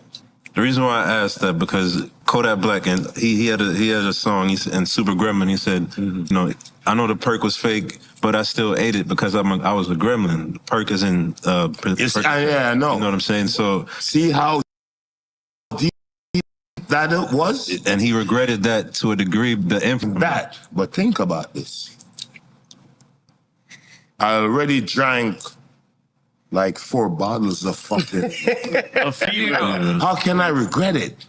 I can't change it. Right. You can't go back. You can't go back. Gotcha. But the only thing I can do from that is like, don't drink from beautiful women.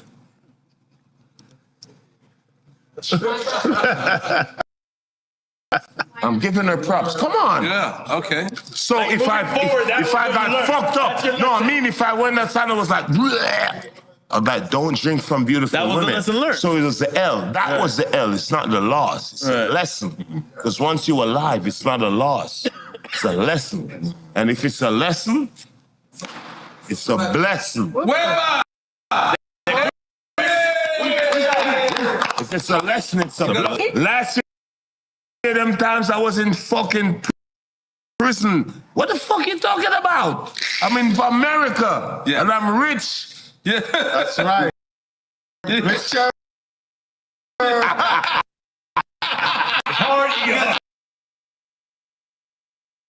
But anyway, Vybz Kartel embraces Papa Garvey, Malcolm X, Bob Marley, and calls skin bleaching trying to destroy God.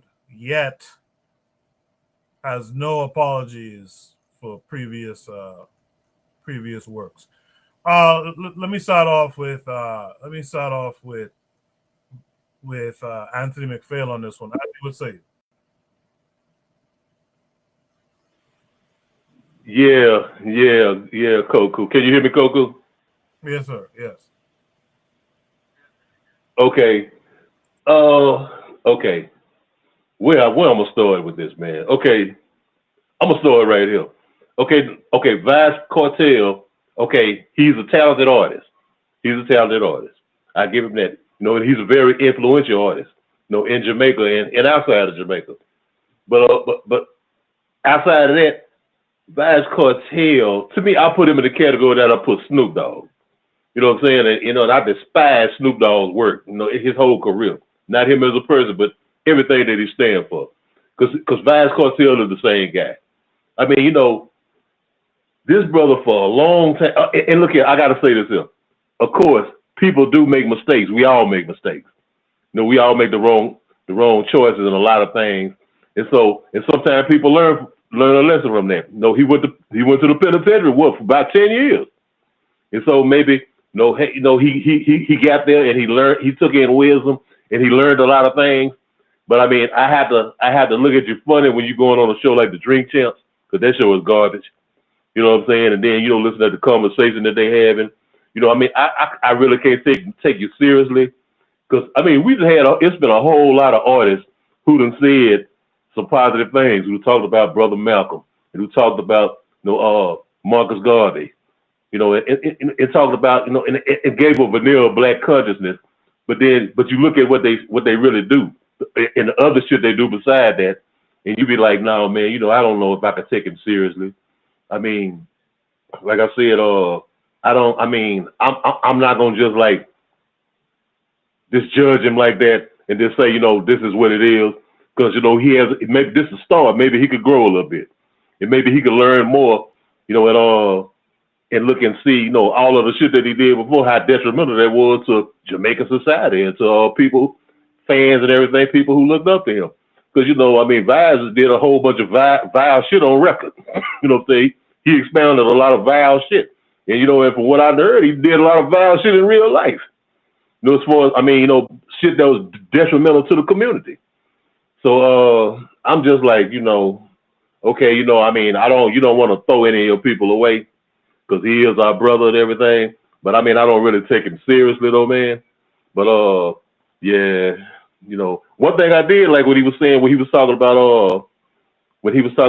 Elijah Muhammad. Yes, you know, a lot of people don't know Elijah Muhammad was in the UNIA, and the connection he made with Malcolm's father. You know, Malcolm's father and Elijah were from the same hometown in Sandersville, Georgia. You know what I'm saying? And they started out together. So that's the connection that he had, you know, when he was talking about Brother Malcolm. But yeah, I don't know, man. I don't really take Vybz seriously, man. You know, I mean, I can't. I don't think we not gonna get ready to put him up in the class of a conscious artist or something like that. You know, he said a couple of things. You know, he probably went and read a couple of books, but I know a whole lot of brothers that went in the penitentiary, read a couple of books. You know, thought they had some knowledge and came out, and sooner or later, after they had a taste of freedom, went back to doing the same old bullshit they were doing. You know, I'll leave it at that, Coco. I appreciate that, Brother Anthony. Let's have from Black Steel next. Black Steel, would say you. Well, you know, kind of building off what Anthony was saying, it sounded like he was maybe he went to prison and experienced some things, saw some things, felt some things, and it kind of brought him back, right? Kind of like Saul in the Bible on the road to Damascus, where he meets Jesus and he has the come to Jesus moment. Boom. Maybe that's what happened. But then again, it could be maybe he's just realizing his audience is kind of maturing. Maybe he's trying to appeal to a different audience by being on some conscious stuff. So I'm not really questioning the accuracy of his information. I'm just questioning why. Did he wake up one day and realize, you know what? This skin bleaching is bad for people. maybe I need to stop doing that. You know, maybe he's talking about our revolutionary black leaders because maybe he's changed. You know, it happens. I guess I'm just a little. You know, I have a hard time believing he's telling the truth. But we'll see. We'll see. You know, you can tell the tree by the fruit on it. You know, and we'll see what kind of fruit he produces now that he's had his awakening. Now that he saw the light. All right. Even though he doesn't regret anything because it brought him to where he's at now. But I don't know. I don't know. Right message, wrong messenger, I suppose. I'm glad to see he stopped the skin bleaching. I'm glad to see he's speaking against it. I don't think that he's the cause of it. I don't think he even made it popular because skin bleaching is popular across the diaspora. But I think him being such a mainstream artist, such a popular artist, to making it so popular with him, he didn't help matters at all. So we'll see. We'll see. I'll leave it there. Thanks. I appreciate that, Black Steel. Did so. What say you? How the mighty have fallen. Look. 1 2 1 2.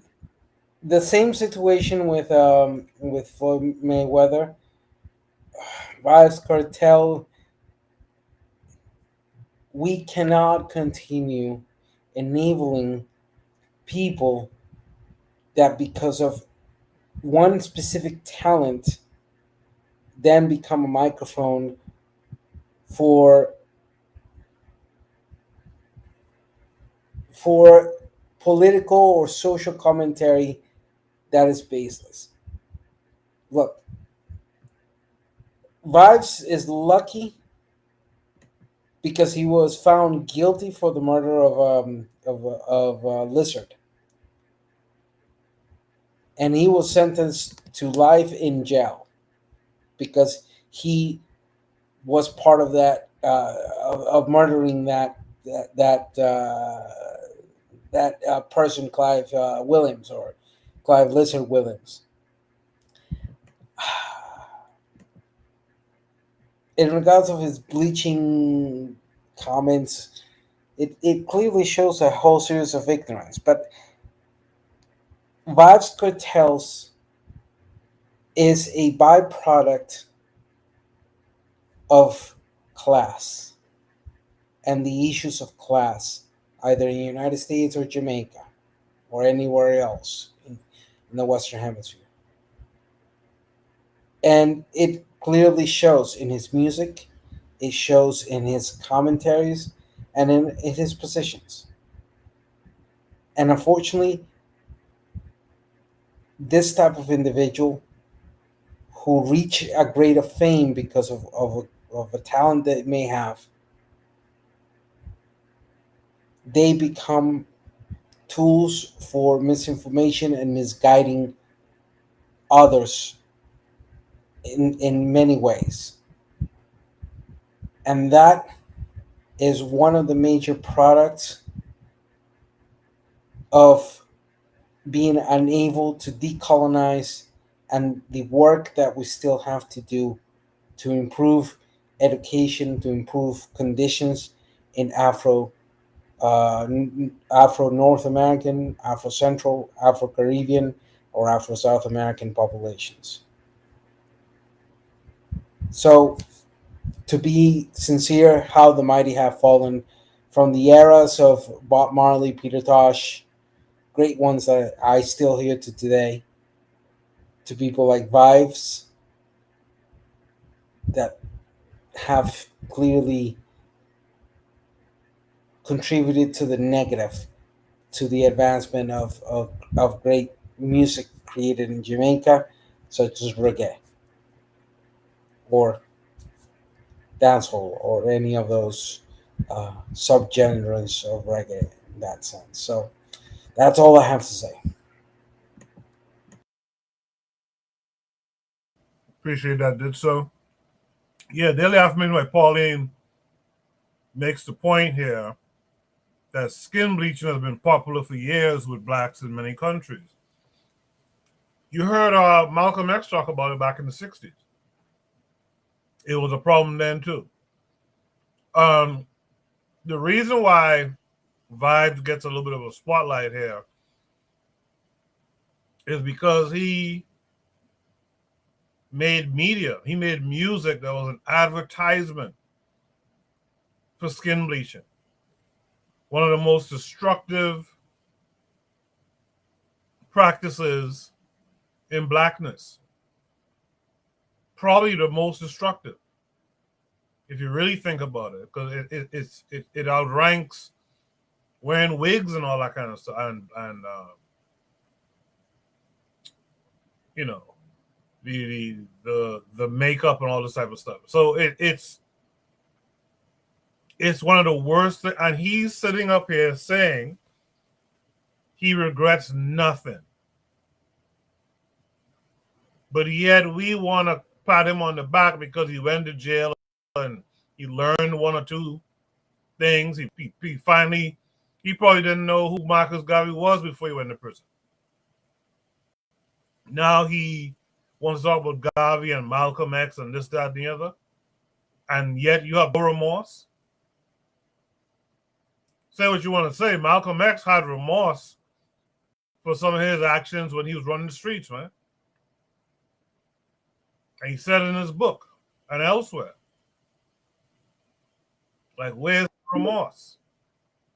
We cannot be allowing this stuff to just skate. Let me see if Buona can hear me now. Buona, can you hear me?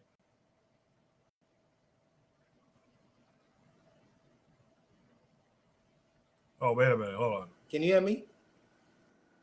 Yeah, Buona, can you hear me now? 1 2 1 2. Yes, can you hear me? Yes, sir.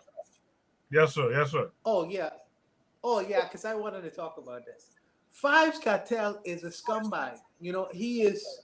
I agree with everything what Anthony just said about Vybz Kartel and Black Steel. Both of them are true to form in what they were saying. This man is of the Mayweather ilk.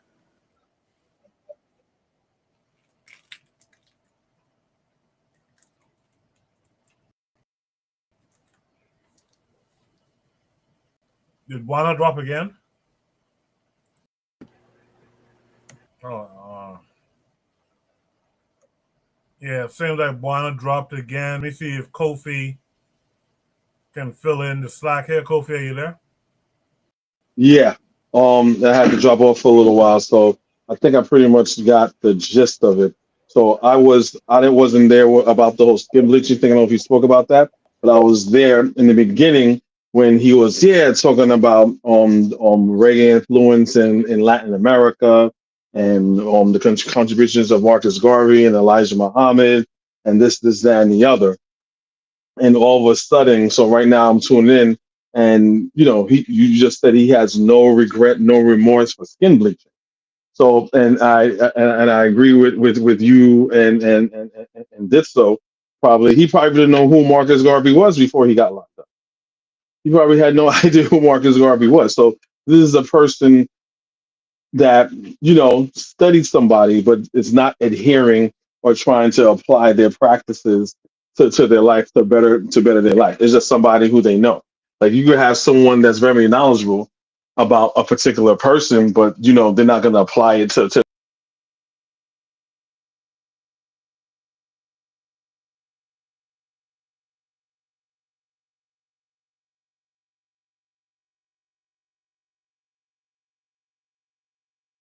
Look like we lost Kofi, and then we gained Buona. So Buona, Can you hear finish me? your thought from what you was having before. Yeah, he is using the name of Marcus Garvey, like how Christians use Jesus Christ, like how the apostles use Jesus Christ to make money. It's all a money thing. It's like him and Floyd Mayweather, they wanting to see him. They wanting to see him. And to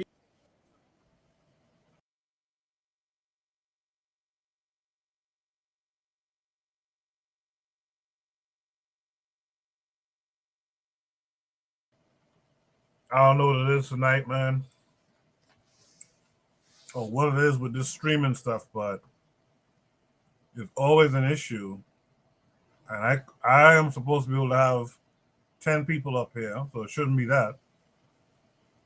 I don't get it. Buana, can you hear me?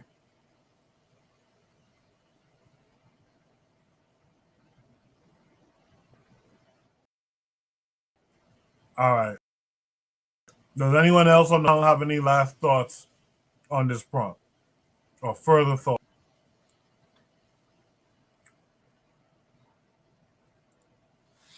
I guess no one hears me. Oh man.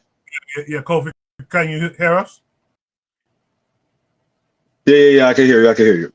Yeah, I don't know. It's like just kicks you off, and you just gotta come back in. Okay.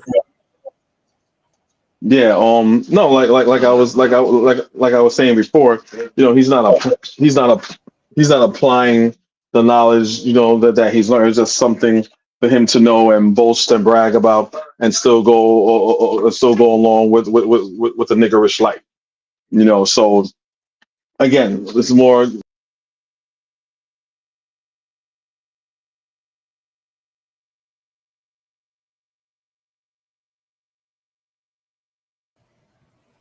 Unbelievable stuff, man. Unbelievable stuff. So everything was working fine until it wasn't.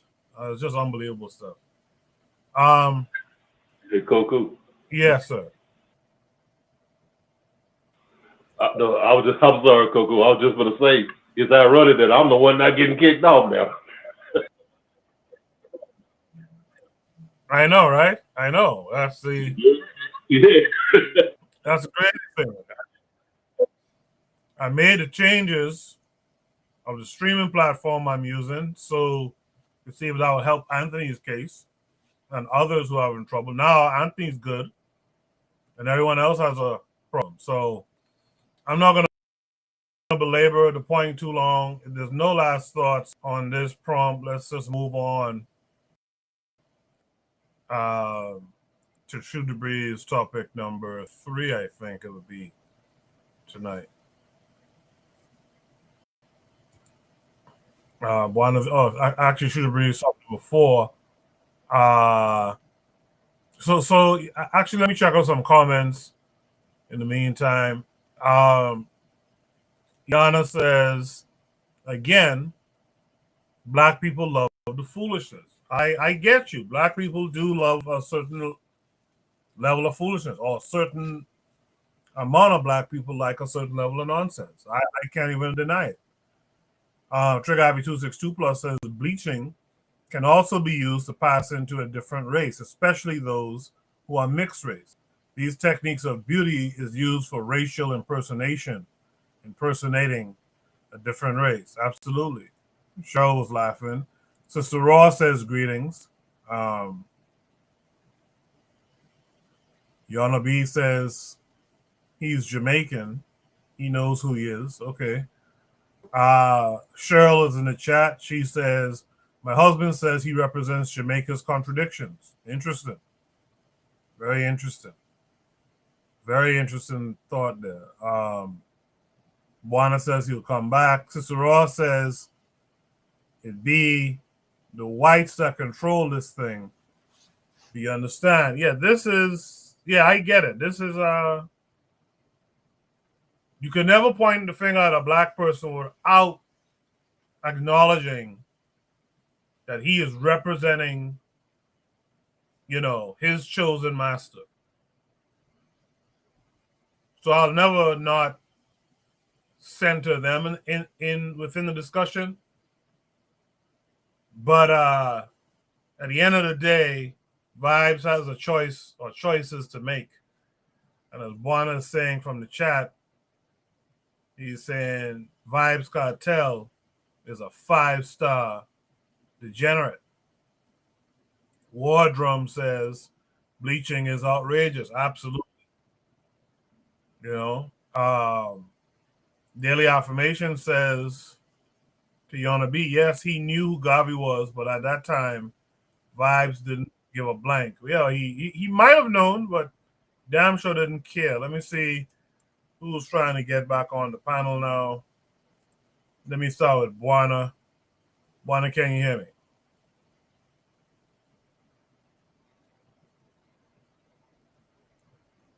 Buana's gone again. All right, Kofi, can you hear me?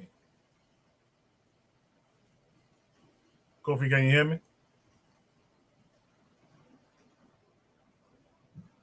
What the hell? I can hear you. I can hear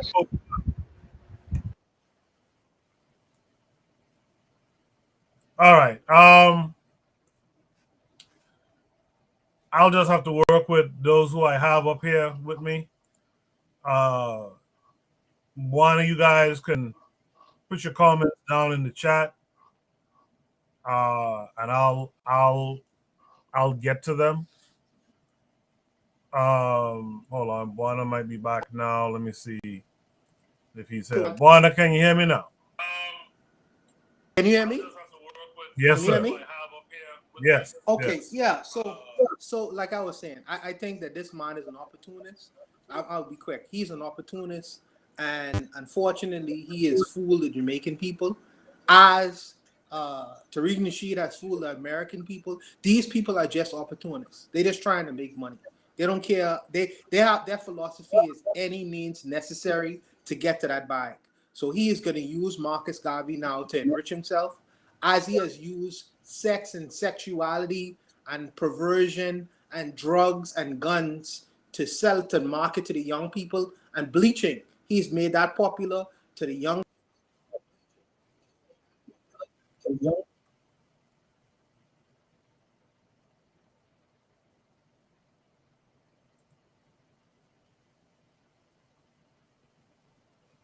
All right, Buana cut out again.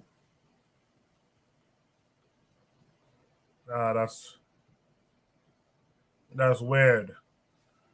While one of them figure that out, I'm going to just go to shoot the brief topic number 4. Trust me, I tried. Let me just set up the video itself.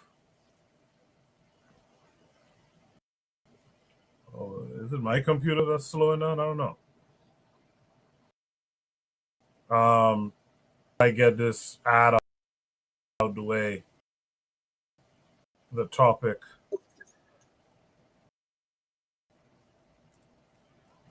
With you guys. I'll share the video that's long. Man, these YouTube have gotten ridiculous in the last couple of weeks too.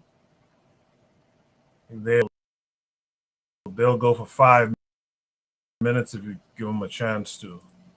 All right, go. So for Coco. Yes, sir. Yes, sir.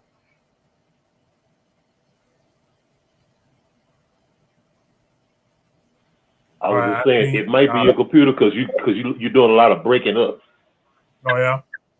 Okay, my computer might be running slow too. Should be topic number 4 says Black people don't unnecessarily bring attention to yourself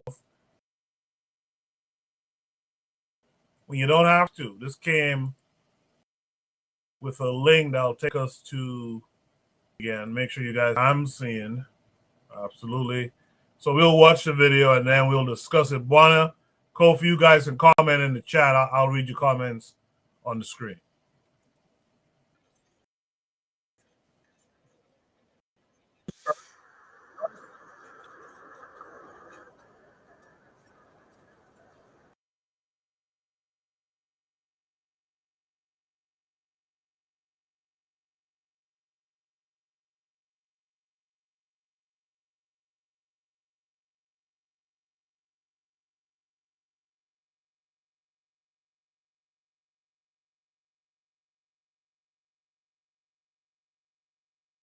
Can't hear shit.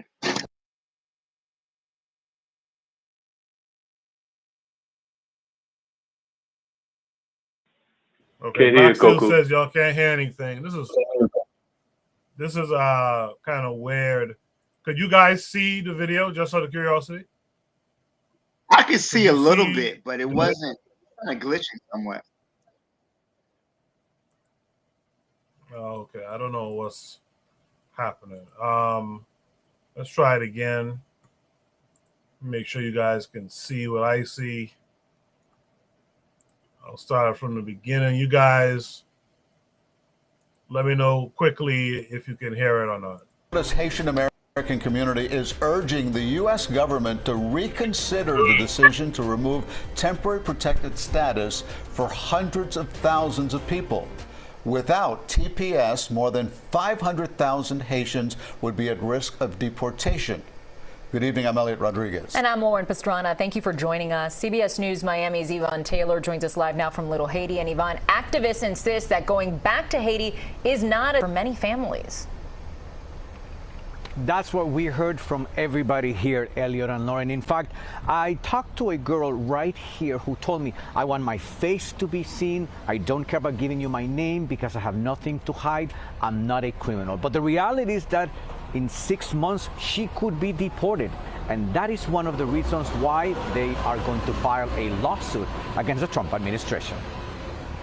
I am a TPS recipient, and I am legal. That is how 25-year-old Tasha feels 24 hours after the Trump administration announced it's rolling back the 18-month protection of TPS for her and at least 500,000 other Haitians in the U.S. Which is sending us Haitians back home would mean sending us to a non-livable country. Friday morning at a press conference in Little Haiti, the unsafe conditions of Haiti were mentioned by several speakers, while all people were holding not divide our family. To send them back, countries still grappling with the aftermath of a devastating earthquake, political unrest, and economic hardship is both inhumane and unjust. About the decision to roll back TPS for Haiti, Homeland Security said through a statement, for decades the TPS system has been exploited and abused. For example, Haiti has been designated for TPS since 2010. The data shows each extension of the country's TPS designation allowed more Haitian nationals, even those who enter the U.S. illegally, to qualify for legal protected status. You look at the document that they submitted yesterday, shortening the time period for Haiti. There is not one word in there, not one word about the conditions in Haiti. And that protected status is about. Immigration attorney Ira Kurzban, that was one of the reasons the community would sue the Trump administration. He can't find those millions of people who are criminals. It's taking legal people who have legal status here, taking it away from them so he can fulfill his promise. August of 2025. What? I don't know. There's no other solution, and I'm not looking for other solution. It will mean for me to go back home. So Haitian acted today that as many as, listen to this, 520,000 Haitians, the exact figure, which means more than 500,000, are covered under TPS. They also don't know what they're going to do in August, but wait. We're live in Little Haiti. Yvonne Taylor.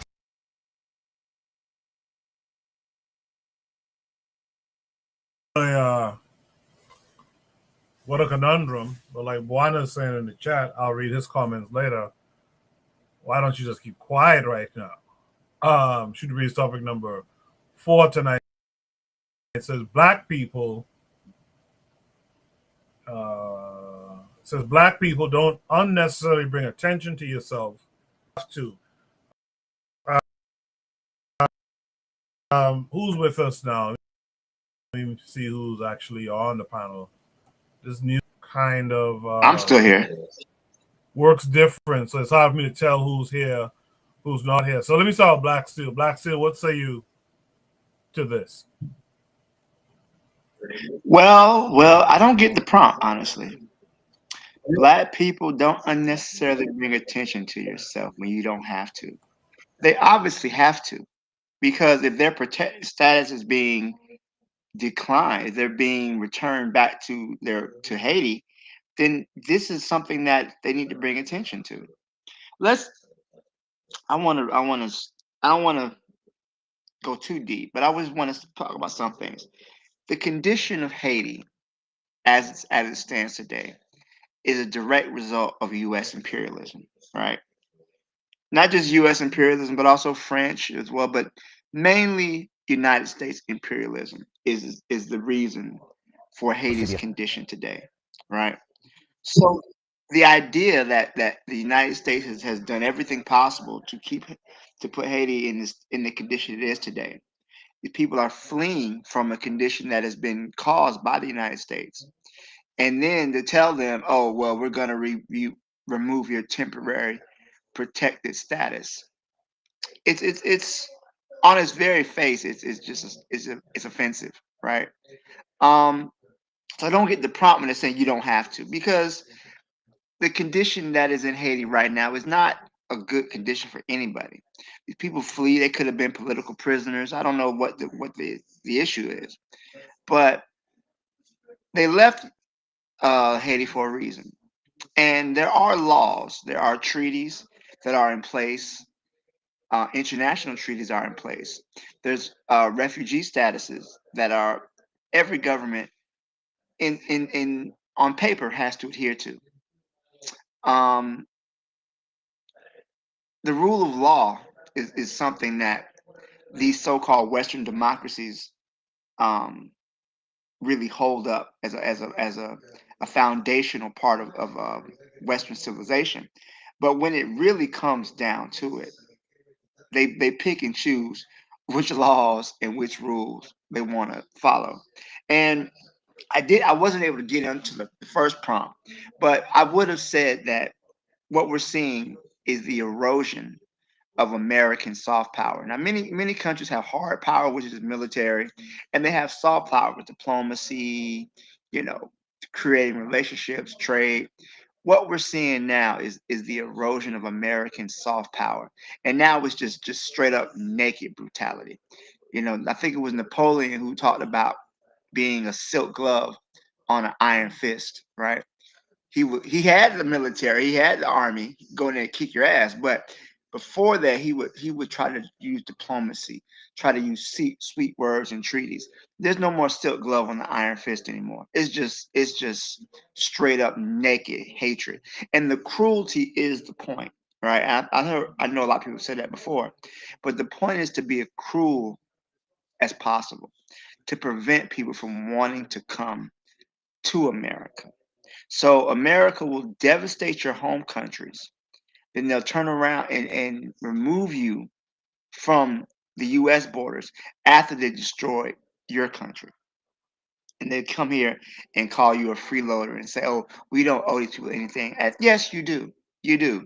You do. Because if you don't want to foreign people in your country, then stop bombing their countries. Stop sanctioning their economies. So I just don't understand the prompt where they're saying, "Oh, you don't have to." I think this does need to be called out. It's an embarrassment to the international world, to the international, to America. But America doesn't feel shame. They don't feel embarrassment. But I support the Haitian people, and I support those here. I support those who may come from other countries. From outside the country. I support all of them because they are here as a result of U.S. imperialism. I'll leave it there. Black Steel, can you hear me? Can you hear me, Black Steel? Yeah, I can hear you just fine. What's awesome. Up? Oh my goodness. So the reason why I put this prompt up here is this particular president is ruling by wherever the media goes. He has no rhyme or reason as long as it's portrayed in the media like he is the strong man and he looks good in the media. This is how he rules and governs. This TPS issue is not an issue before so many issues before the United States government, like Ukraine and many other issues that's occurring in the United States right now. I am saying it would be better for the Haitian community because they always have issues of immigration in South Florida. You know that, you in South Florida. I'm saying that, man, maybe it's better to cool out for right now. The activists don't need to be in the face of the president because what he is going to do for media attention and for the red meat of MAGA is go down there to make a point. To make a point where it don't need to be made. Maybe some Haitians relaxing in South Florida right now. You know what I mean? Relax off of that. Relax off of that. And if we was living in a fair and just world, and in a world where we are following the rules, I could understand what you were saying. But you are dealing with a media whore right now, and he is trying. See, Yana B, with respect to the good sister, she is an American citizen. Yeah, she's an American. Good sister, man. Come on, man. She been showing her ass in the comments all night, man. She's an but she have a embarrassment. right to opinion as an American citizen, though. She does. It's just a stupid opinion, but okay. But she have a right to an opinion, and she says in her country she wants these guys out of here. So she is she even American? Isn't she no, she's Jamaican? American. So she may.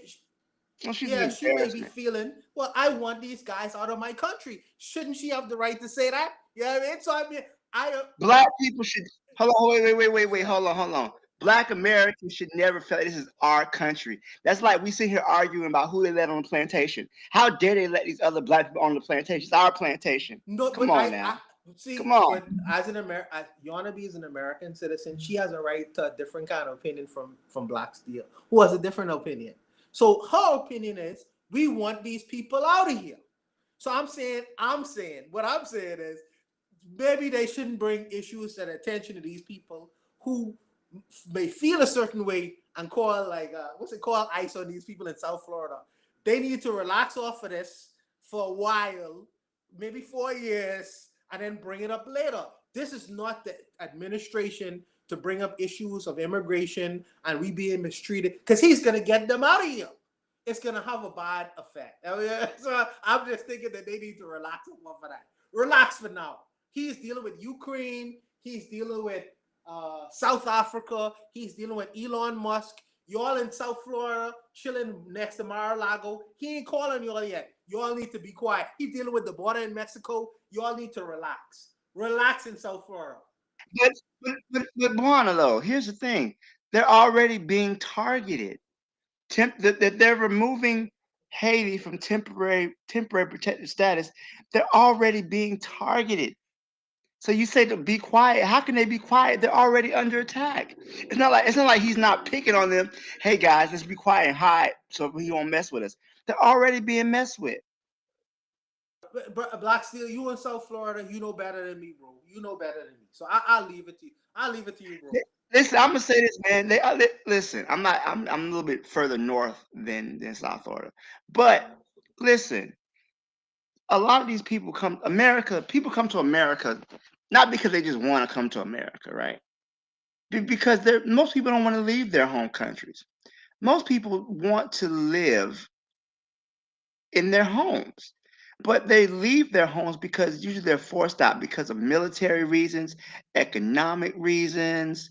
We have people who are fleeing climate change. So these people aren't just leaving their country for shits and giggles, right? So I'm just a little confused that people want to be all America. Man, black patriots, man, Negroes need their head examined. I swear. There's nothing to be patriotic about in this country because they already harassing African Americans thinking they're from another country. That's already happening right now. The people are already targeted. Haitians have been targeted forever. Since I was a child, I remember the Haitian people were bringing in AIDS. Haitian people were dirty and they smell bad, you know? And these people are victims of U.S. imperialism. What the Clinton Foundation did down there with the rice crop, what the UN peacekeepers went down there and brought cholera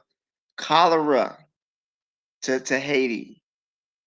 These were not problems. Haiti has never been able to stand on its own 2 feet and be able to grow as a nation. They've been under constant attack since 1804. And the United States is a big part of that. Yeah, I know Black Steel. I know that, and you know that. You are a sophisticated person and understand history and politics. The regular flattery will get you nowhere with me, sir. The regular. I always like to point to intellectual. See, Yona B, she's like, that's a lie. You have to. I always like to reroute and point the attention of the rank and file American citizen who may not know the history of these kinds of things or even care.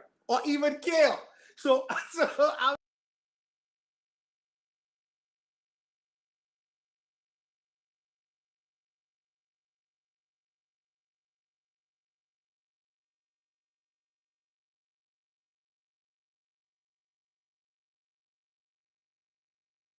Yeah, I mean, what happened? He was to talk for a second. Is he gone? Yeah, he looked like he fell, and my computer froze for a second. Buana, you still there? If not, let's welcome in a new panelist called Billy Bob. Billy Bob, how are you? Oh, for fuck's sake.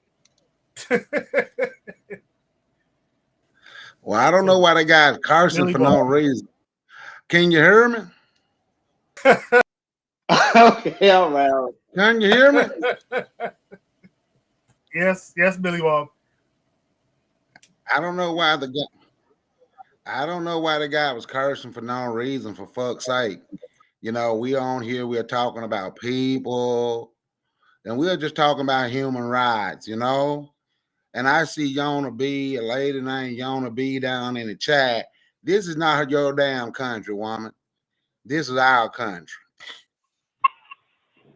Billy Bob, go somewhere. But what I want to tell y'all is, this guy have a Mississippi accent. I can't understand what he's saying. We need some subtitles. Look, I do it with Bakari. What I want to tell y'all is, like, when I hear a black person saying they want somebody to lead a country, it's never the white immigrants. It's never the white immigrants. They ain't gonna ever say nothing about them damn Ukrainians, them people from the UK, them damn Russians. They ain't gonna say nothing about the South Africans, the man she been stroking all night, brought here in 2017 and gave jobs and paid them $5 to $6 an hour more than they were paying black people in Mississippi. Gave a couple of them land, because some of them still down there, to teach them how to farm. They ain't gonna ever say nothing about them ever. And that's the sickening part about it to me. They ain't gonna ever say nothing about them white folks, ever. Any immigrant that's here, right? We can say they taking jobs, right? We can say that. If you want to say that about Latinos or whatever. But you know what? The problem is, if people like the man Yona B is riding for, right? If people like that was not giving them jobs, they wouldn't be here. So instead of being mad with a so-called immigrant, why don't you say something about the person, the lunatic that y'all wanted in office, him and his friends? Because that's it's a damn race thing. It's a race thing, and that's who's bringing these people. But when it comes to the Haitians, they don't want the Haitians here. I remember what all of them have done. I remember Clinton punk ass pushing them back in the ocean. I remember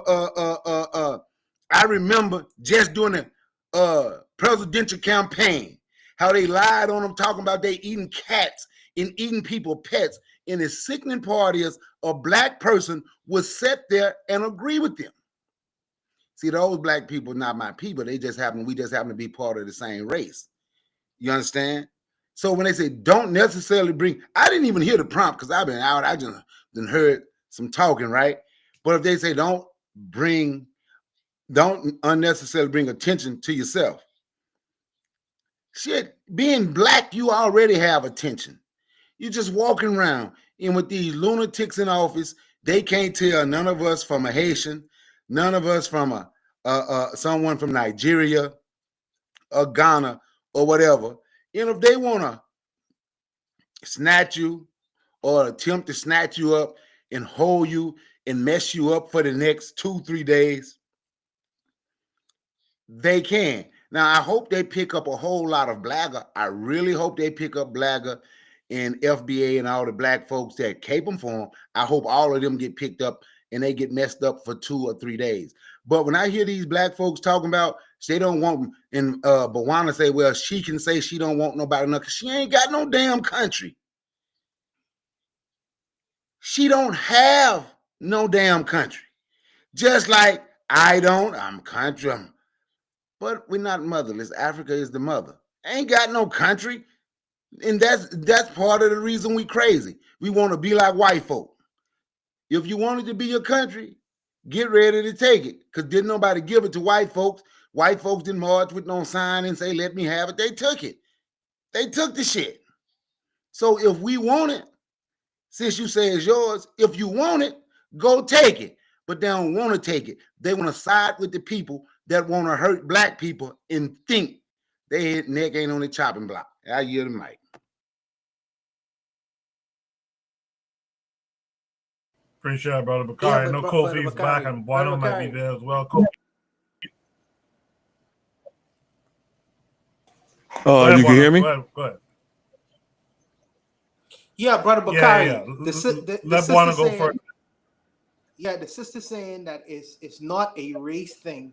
She say it's a security thing. So she, as an American person, feels unsafe. She feels unsafe. So the reason why this is okay, I can't even speak on. I'm not in America. So here, but here's the thing, right? Unbelievable. It's security. So now, once again, you got some black person talking, they hoping a bigot got people with them throwing up the Nazi sign, then let you know they want to take their military into black cities and have violence on black folks, right? I'm not even sure you want to be as black.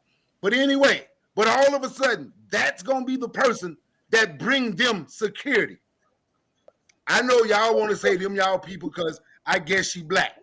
But see, a line have to be drawn. A line have to be drawn because she will sell you out. She would have MAGA and Blagger hanging with y'all talking about they security. They gonna protect y'all. You know, damn security. See, Bakari, before you say, let me go. Well, I just want to point out something that was completely absurd, right? How are you going to talk about security when this man let out 1,500 violent criminals, white nationalists from prison, and he pardoned them? So, but you worry about security from immigrants? But the biggest threat to the biggest source of domestic terror is white right-wing nationalists. Okay, but this man stood up here and released all these people who stormed the Capitol on January 6th. We talk about security. Be fucking for real. Please, somebody be fucking for real right now. Koku, And on top of that, before. Hold on, I'm gonna say this, then I'm done. I know you say she been on your panel before, but I would say again, I ain't for sure she black. Did you see her face? She sound like the white guy that was on Twitter, the black insurrectionist renegade, and was able to get a lot of money for black folks. He could crap on black folks. He bigged up Trump. He was okay with what happened during January 6th. You understand what I'm saying? Then a few years later, they find out. Now he had been on there before then, changed, but then couple years later, they found out this year that he's a white dude. And nobody ever seen his face. And he just had black people going at one another over damn Trump, over some damn racist bigots. Trump wouldn't spit on her if she was on fire.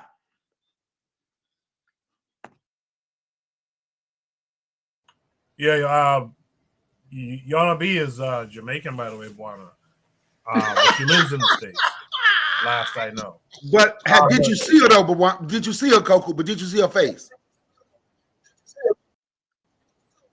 No, I've never seen her before. Bam! That don't mean she black because she from Jamaica. Yeah. By the way, Yana B, you can come up and speak for yourself on these matters. You're no stranger to the panel, so come on through. So I know Brother Bakari just finished, and then Kofi. Kofi would say. Yeah, I didn't catch all of it, but I kind of get the gist of it. I would listen to Black Steel a little bit more on this matter, only because he's pretty much boots on the ground. If I'm not mistaken, he lives in the state of Florida, so he will have, I think, a better understanding along with this particular newsreel. And I kind of understand what Brian was saying, not to stir the pot. I mean, everyone made good points, but the first thing that came to mind is that Trump said he was going to get rid of the Haitians in Ohio. So I'm not sure if they're part of the same program that the ones in Florida is the same ones in Ohio. I don't know if it's part of the same program, but Trump was very fixated on getting rid of the ones in Ohio. So I don't know. That's probably why Buana was probably saying like, okay, he never said anything about the ones in Florida. So why the people in Florida are making a whole bunch of noise? I think the people in Ohio will be more scared than the people in Florida.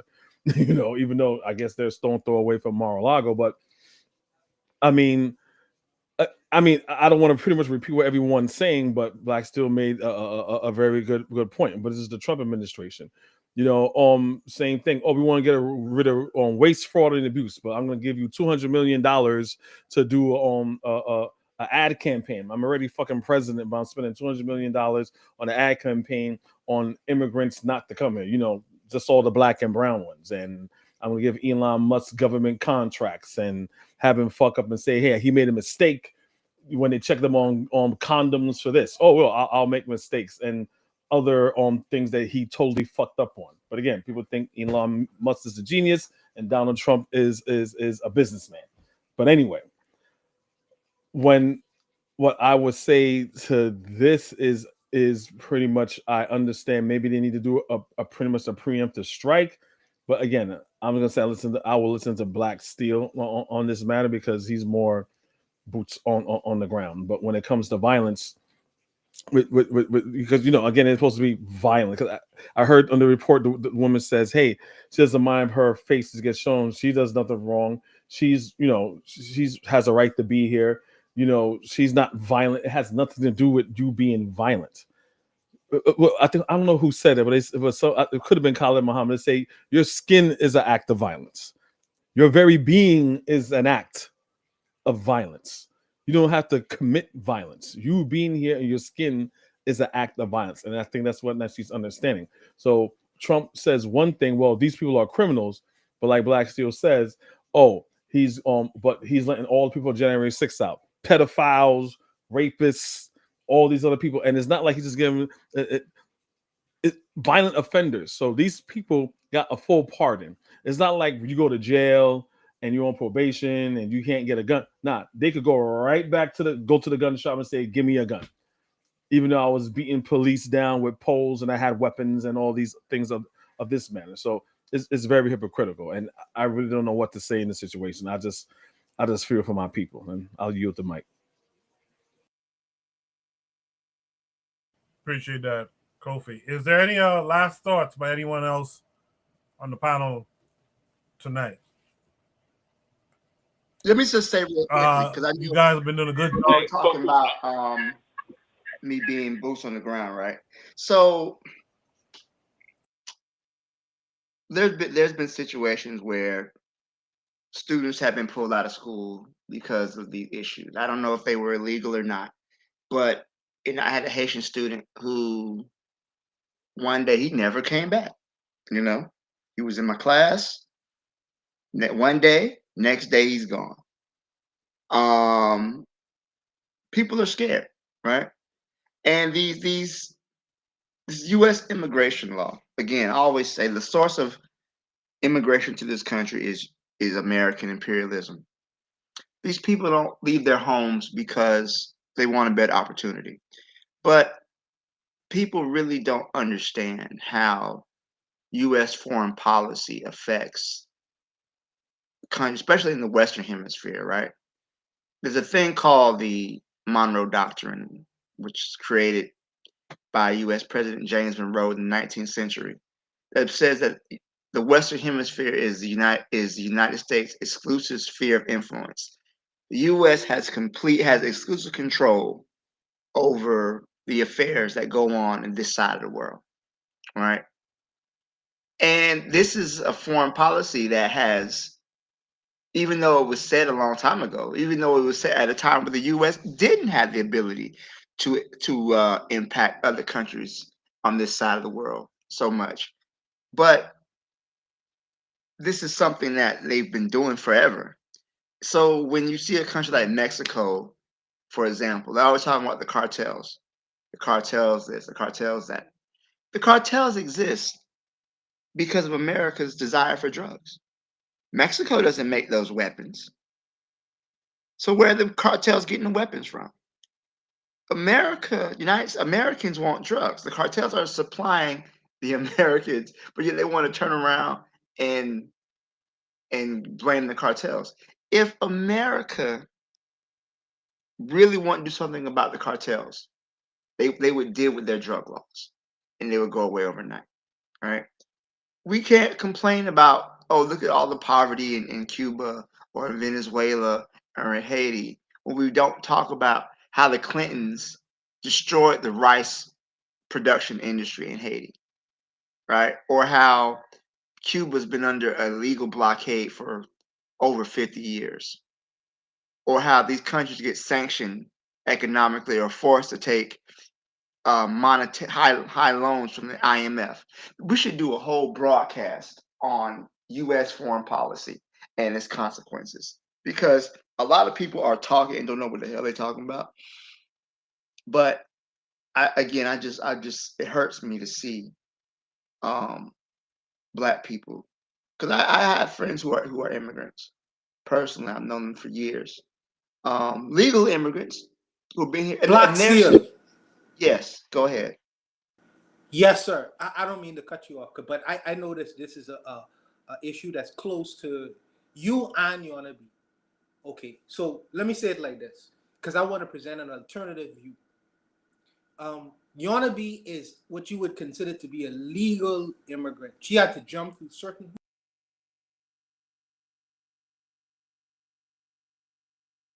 Okay, and Buana, you went out though. You went out.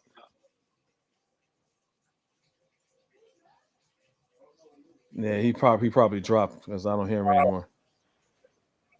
Buana, go and come back. I noticed when I turned up Buana's volume on my end here, that's when it stopped. I don't know. I feel like I've seen that two or three times now. So, but you gotta turn your volume up on your end to be a little bit louder. Does anyone want to share some last? If you on a laptop, it might be better. Let's see, Buana. I'm saying if you on a laptop. Koku, can you hear me? Okay. Koku. Yeah. Yes, sir. Yeah. So great.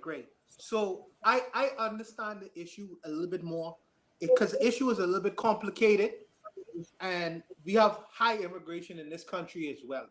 So I understand. Koku came to America. He had to go through certain hoops to become regularized as an American citizen. So did the sister in the chat, my Bahamian sister, and so did Yona B.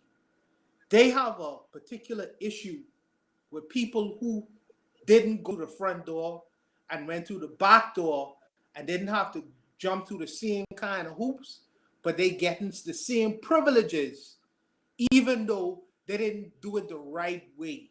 There are some immigrants who look at that and say, okay, you didn't have to do what I have to do. Why should you be given the rights and privileges? You didn't have to pay the fees. You didn't have to go through the process of teaching and education. You don't have to go through all these little hoops to become an American citizen or American resident, but you still have the same kind of rights. Some immigrants look at that, with a kind of, with a different kind of look. So they look at that a certain kind of way. So they don't feel the same way, because some people think all migrants think the same. That's not true. Some migrants do not think the same way, and that's why they make a distinction. I came here illegally, and you would hear them saying that. I came here legally. I went through the proper procedure. So you shouldn't be given the same privileges and rights as me because I did it the right way. There are some immigrants who feel that way. So I understand Yona B's perspective. But I also understand Black Steel's perspective, because I don't Black know. Steel It started doing that. Oh goodness. Can you hear me? Oh goodness, man. Yeah. We can hear you.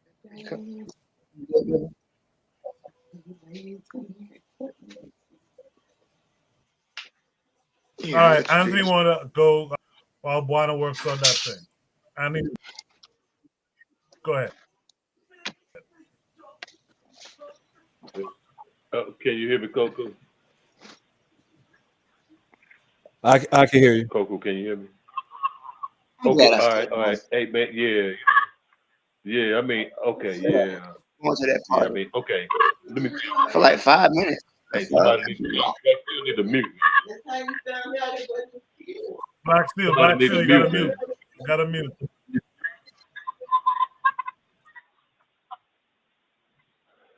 Okay. All right. Okay. Okay. I'm gonna start right where my brother Barner just left off at. Well, he was saying about how some black immigrants feel a certain way. I mean, what he was saying about I came here the legal way, you came here the other way. Now, Coco, hey, look, I'm not trying to pick no fight or nothing, or start a mess, but that sounds like some house Negro shit to me. You know what I'm saying? And I'm not talking about Barner. I mean, he was just saying what people think. I mean, that sounds like some house Negro stuff. It's what Bakara say. I mean, here go a black immigrant against another black immigrant. You know what I'm saying? It's about you didn't come here the right way. You know, I mean, I just think that's ridiculous, man. But what I wanted, really what I wanted to go to was this. Really what I wanted to go to was this right here. Okay, since we talk about our brothers and sisters from Haiti, our Haitian brothers and sisters. Okay, I'm gonna say this, and Black Steel touched on it. Okay, now the same government that want to deport you is the same government that is causing all of the bullshit in your country. Okay, that being said, I'm gonna say this. Okay, and I don't know how the brothers on the panel are gonna take this, but I'm gonna say it like this. Okay, now remember, we always had it's always been a saying in the Black consciousness movement and the Pan-Africanist movement. Okay, African people outside of Africa, in the Americas, in the diaspora, and on the continent won't be respected until what? Until Africa is respected. Okay, now we see our brothers like President Traore and President Chiani and President Assimi Goïta. We see them in the Sahel brothers standing up, you know, for Africa and standing up for the black race, standing up for our people. And you know what? And now you see the shift in this paradigm. We becoming respected now. Okay, now how I relate that back to the subject we talking about Haiti. Okay, now our people in Haiti fought a revolution in the 1790s and the early 1800s, and they won. They won. But I'm saying you also have to fight a revolution to the end. You have to fight it to the end. Okay, now they won that battle, but the enemies came back. And right now today, I mean, if we can go back to all of the destabilization throughout the 19th century, if we go back to the early 1900s, the 1910s, when America invaded Haiti and occupied Haiti from 1915 to 1934, I think. You know, where they occupied Haiti. Okay. And then after that, leaving their puppet administrations, you know, in power, you know, to control the Haitian people and Haiti's resources.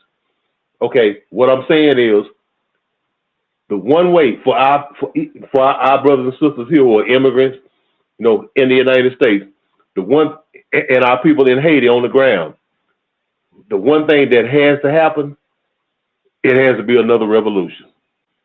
It has to be a revolution to get those oligarchs, those people who run Haiti, those people who are the puppets, who are in bed with the American capitalists, the corporate empire.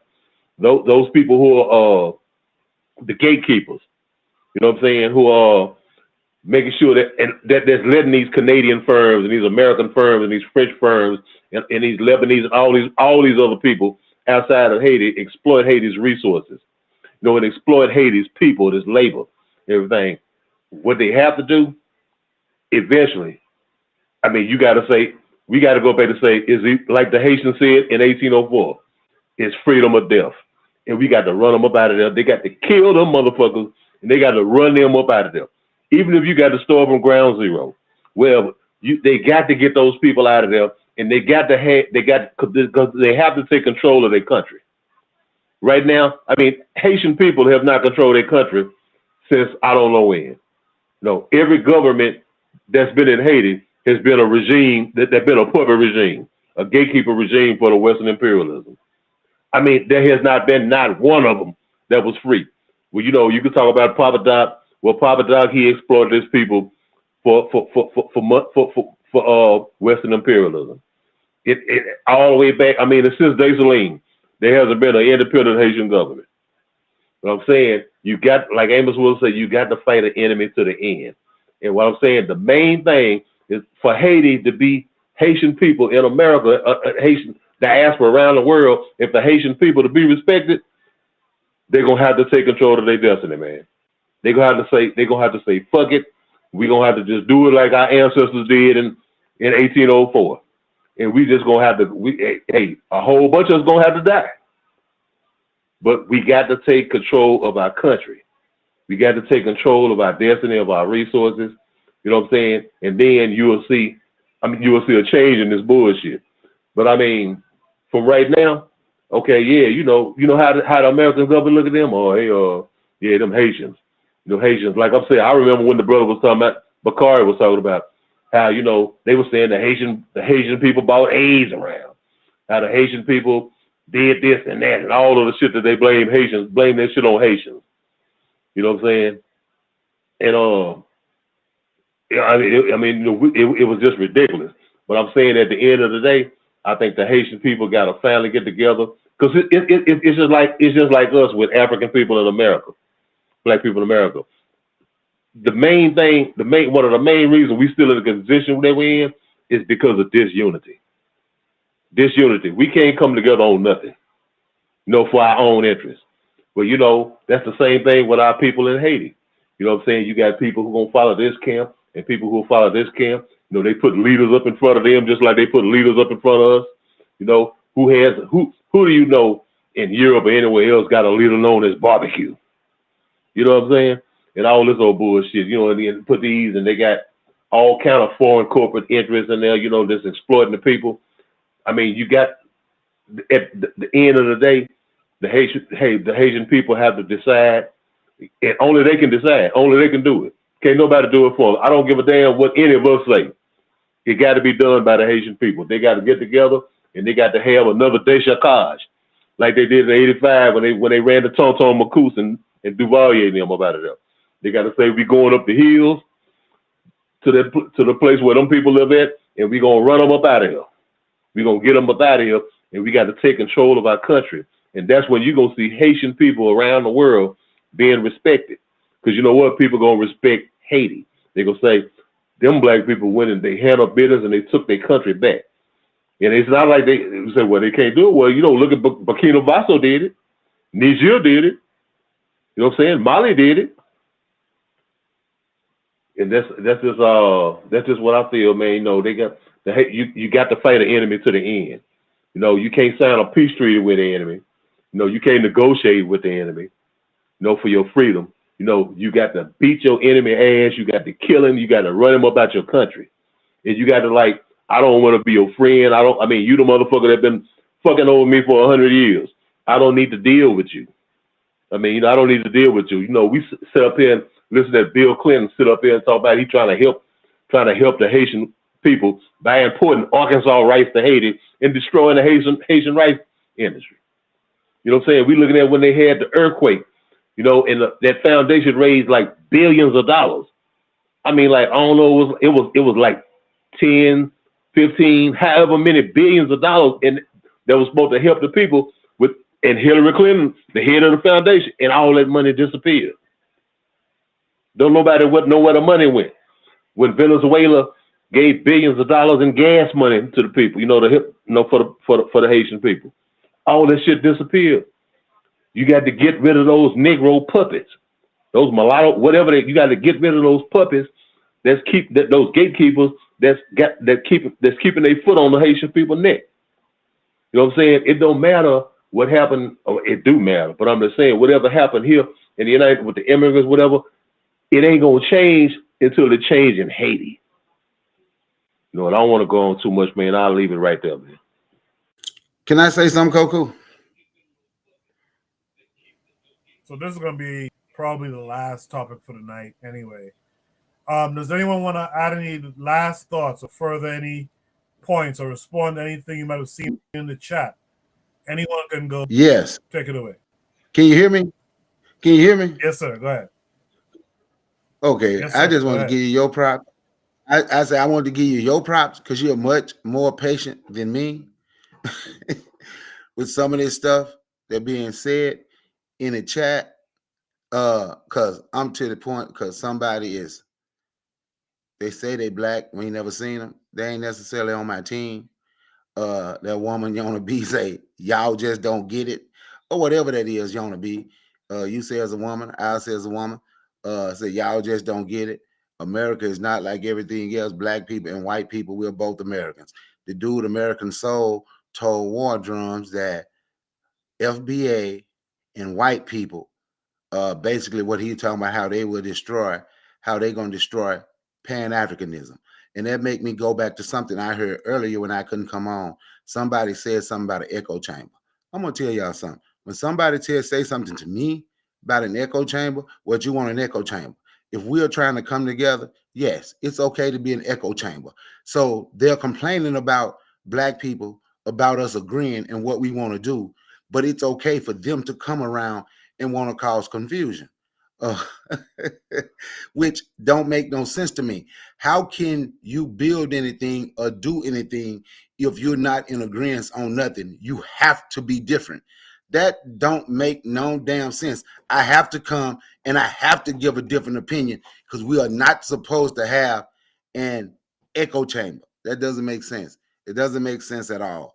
For in black people, Pan-Africans, we need to get out of that. It's okay for us to sit on this damn panel, and if we choose to agree, that is okay. And don't let nobody who want to come into the chat or on the panel and try to tell you it's an echo chamber, like you agreeing is a bad thing. So now we got, well, it ain't no echo chamber. It's a damn echo chamber. We Pan-African and we want to see black folks better. It's a damn echo chamber. We don't want nobody hurting Haitians. So yes, it's a damn echo chamber. We don't want nobody hurting no African people. Well, some of y'all can be hurt, American Soul Yona. But part of I'm just being honest with you. It don't matter to me about them. And I'm just telling you the honest truth. And I know this your thing, and I probably shouldn't be saying that because they in your chat. But it's okay for some of us to throw some of them away because they just want to be here and cause confusion. And that's my take. But like I said, I give you your props for being way more patient than me. You know, Bakari, sounds like we're you hit on the echo chamber thing. I just want to touch on, I didn't say it earlier, but I understood why it was said. And I'll say I understand why it is the case that we say it's not an echo chamber. You wouldn't have been able to say what you said just now if there wasn't some people around who were in opposition to something that was being said. But what you were able to do because of those people, you was able to hammer down that, you know what, as Pan-Africanists, we really and truly, we come together to agree. We come together to, you know, around common causes, common ideas, etc. So I look at it as the folks in the chat who are saying what they're saying that's contrary. That just allows you to have that reminder to all of us that at the end of the day, if we want to come, you know, if we want to get together, get along, we're going to have to just kind of be unapologetic about agreeing on many things. Oh, did Kofi leave? No, I'm here. No, I'm just pretty much enjoying the conversation, man. Yeah. Go ahead, Kofi. Yeah. With the back and forth, the spirited. Yeah, having the spirited conversation. So I'm pretty much enjoying because right now, at this point, we are at the mercy of the Trump administration and him rolling back on all the promises that the American government has given to black people. And it is sadly, it just is what it is. And I don't know. I just hope that they have other contingency plans. So there's nothing really I could say or do or to really change the situation. But I don't know.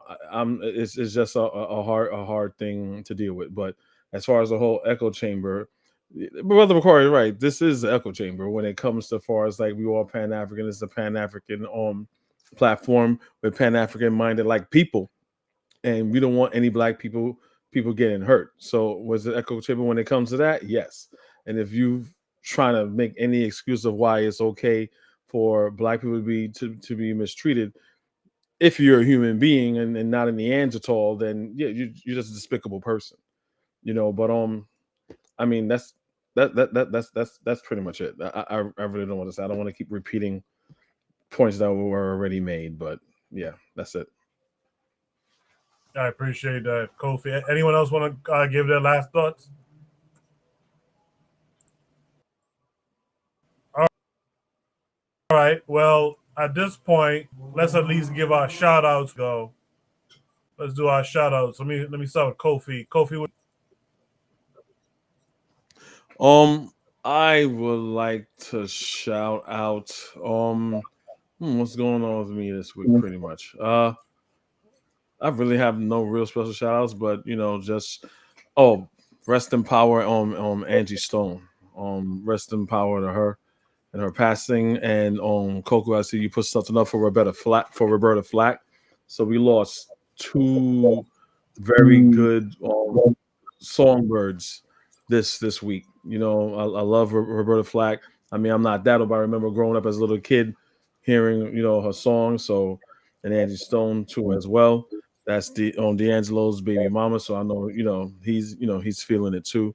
And I just want to say rest and power to those two queens, and just to my Haitian people, just keep your head up, do and just try to do what we can and do what you think what's whatever that's best for you, and that's it. Appreciate that, Kofi. Let me see if Buana could hear us. Buana, what are your shout outs this week?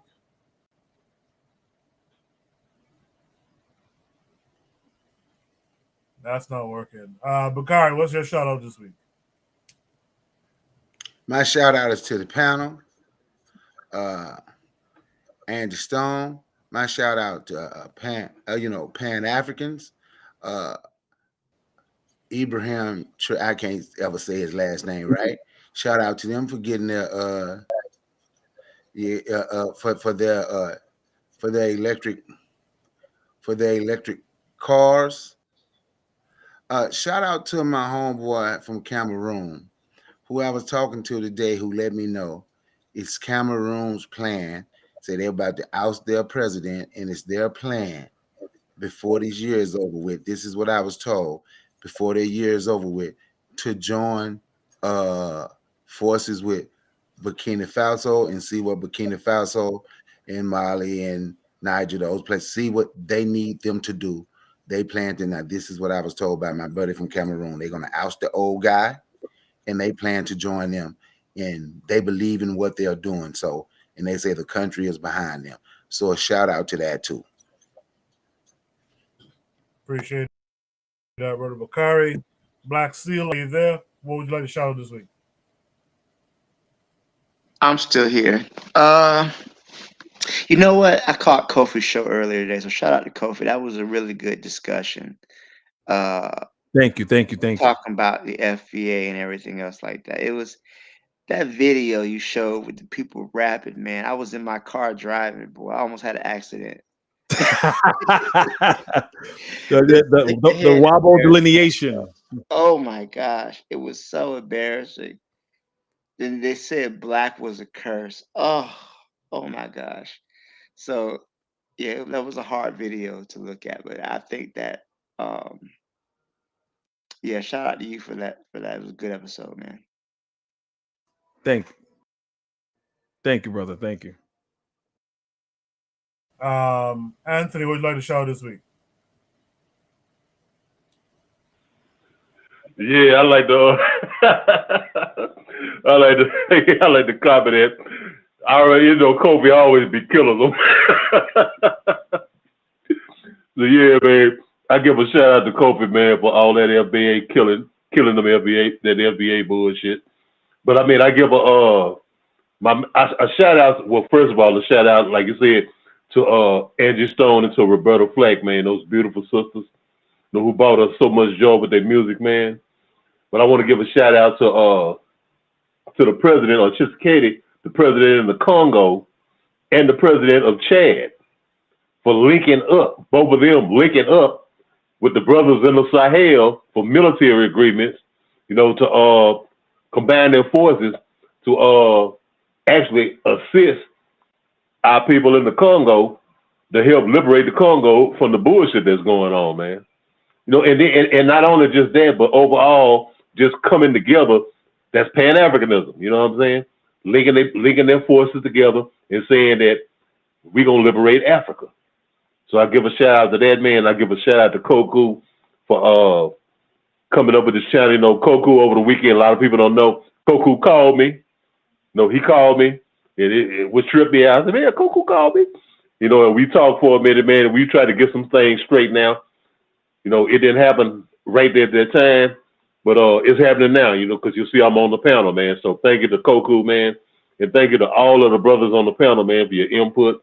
And I appreciate y'all, man. I love y'all. Y'all take it easy, man. Thanks for the shout out, Anthony. Thank you. I'm glad you guys enjoyed the show. Yes, indeed. Something was said earlier in this show. I think it was Black Steel who said we should talk more about, in short, what's going on in America. That's something we could talk about too, to educate more folks on what's all that's happening when you see Trump and Zelinsky, and what are the things to look out for and stuff like that. So if you guys want to do that, hit me up by email or hit me up on the Discord. We could discuss that. In the meantime, like everyone else said, shout out to Angie Stone. That was tough to hear today. And shout out to Miss Roberta Flack. We were supposed to tonight do a prompt on the Pretendian national anthem. I'll bring that first thing next week. So look out for that. Until then, you guys be good. I'll see you next week this time. Until then, peace.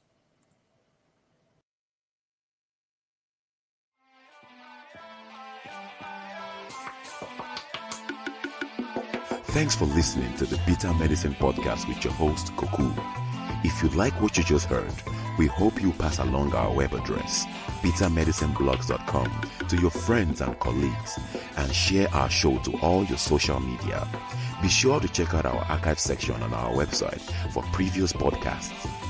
This has been a KWAZ radio production. Join us next time for another session of the Bitter Medicine Podcast. Follow us on Facebook at Bitter Medicine Show, Twitter, Bitter Meds, Tumblr, Bitter Meds, Instagram, Bitter Medicine.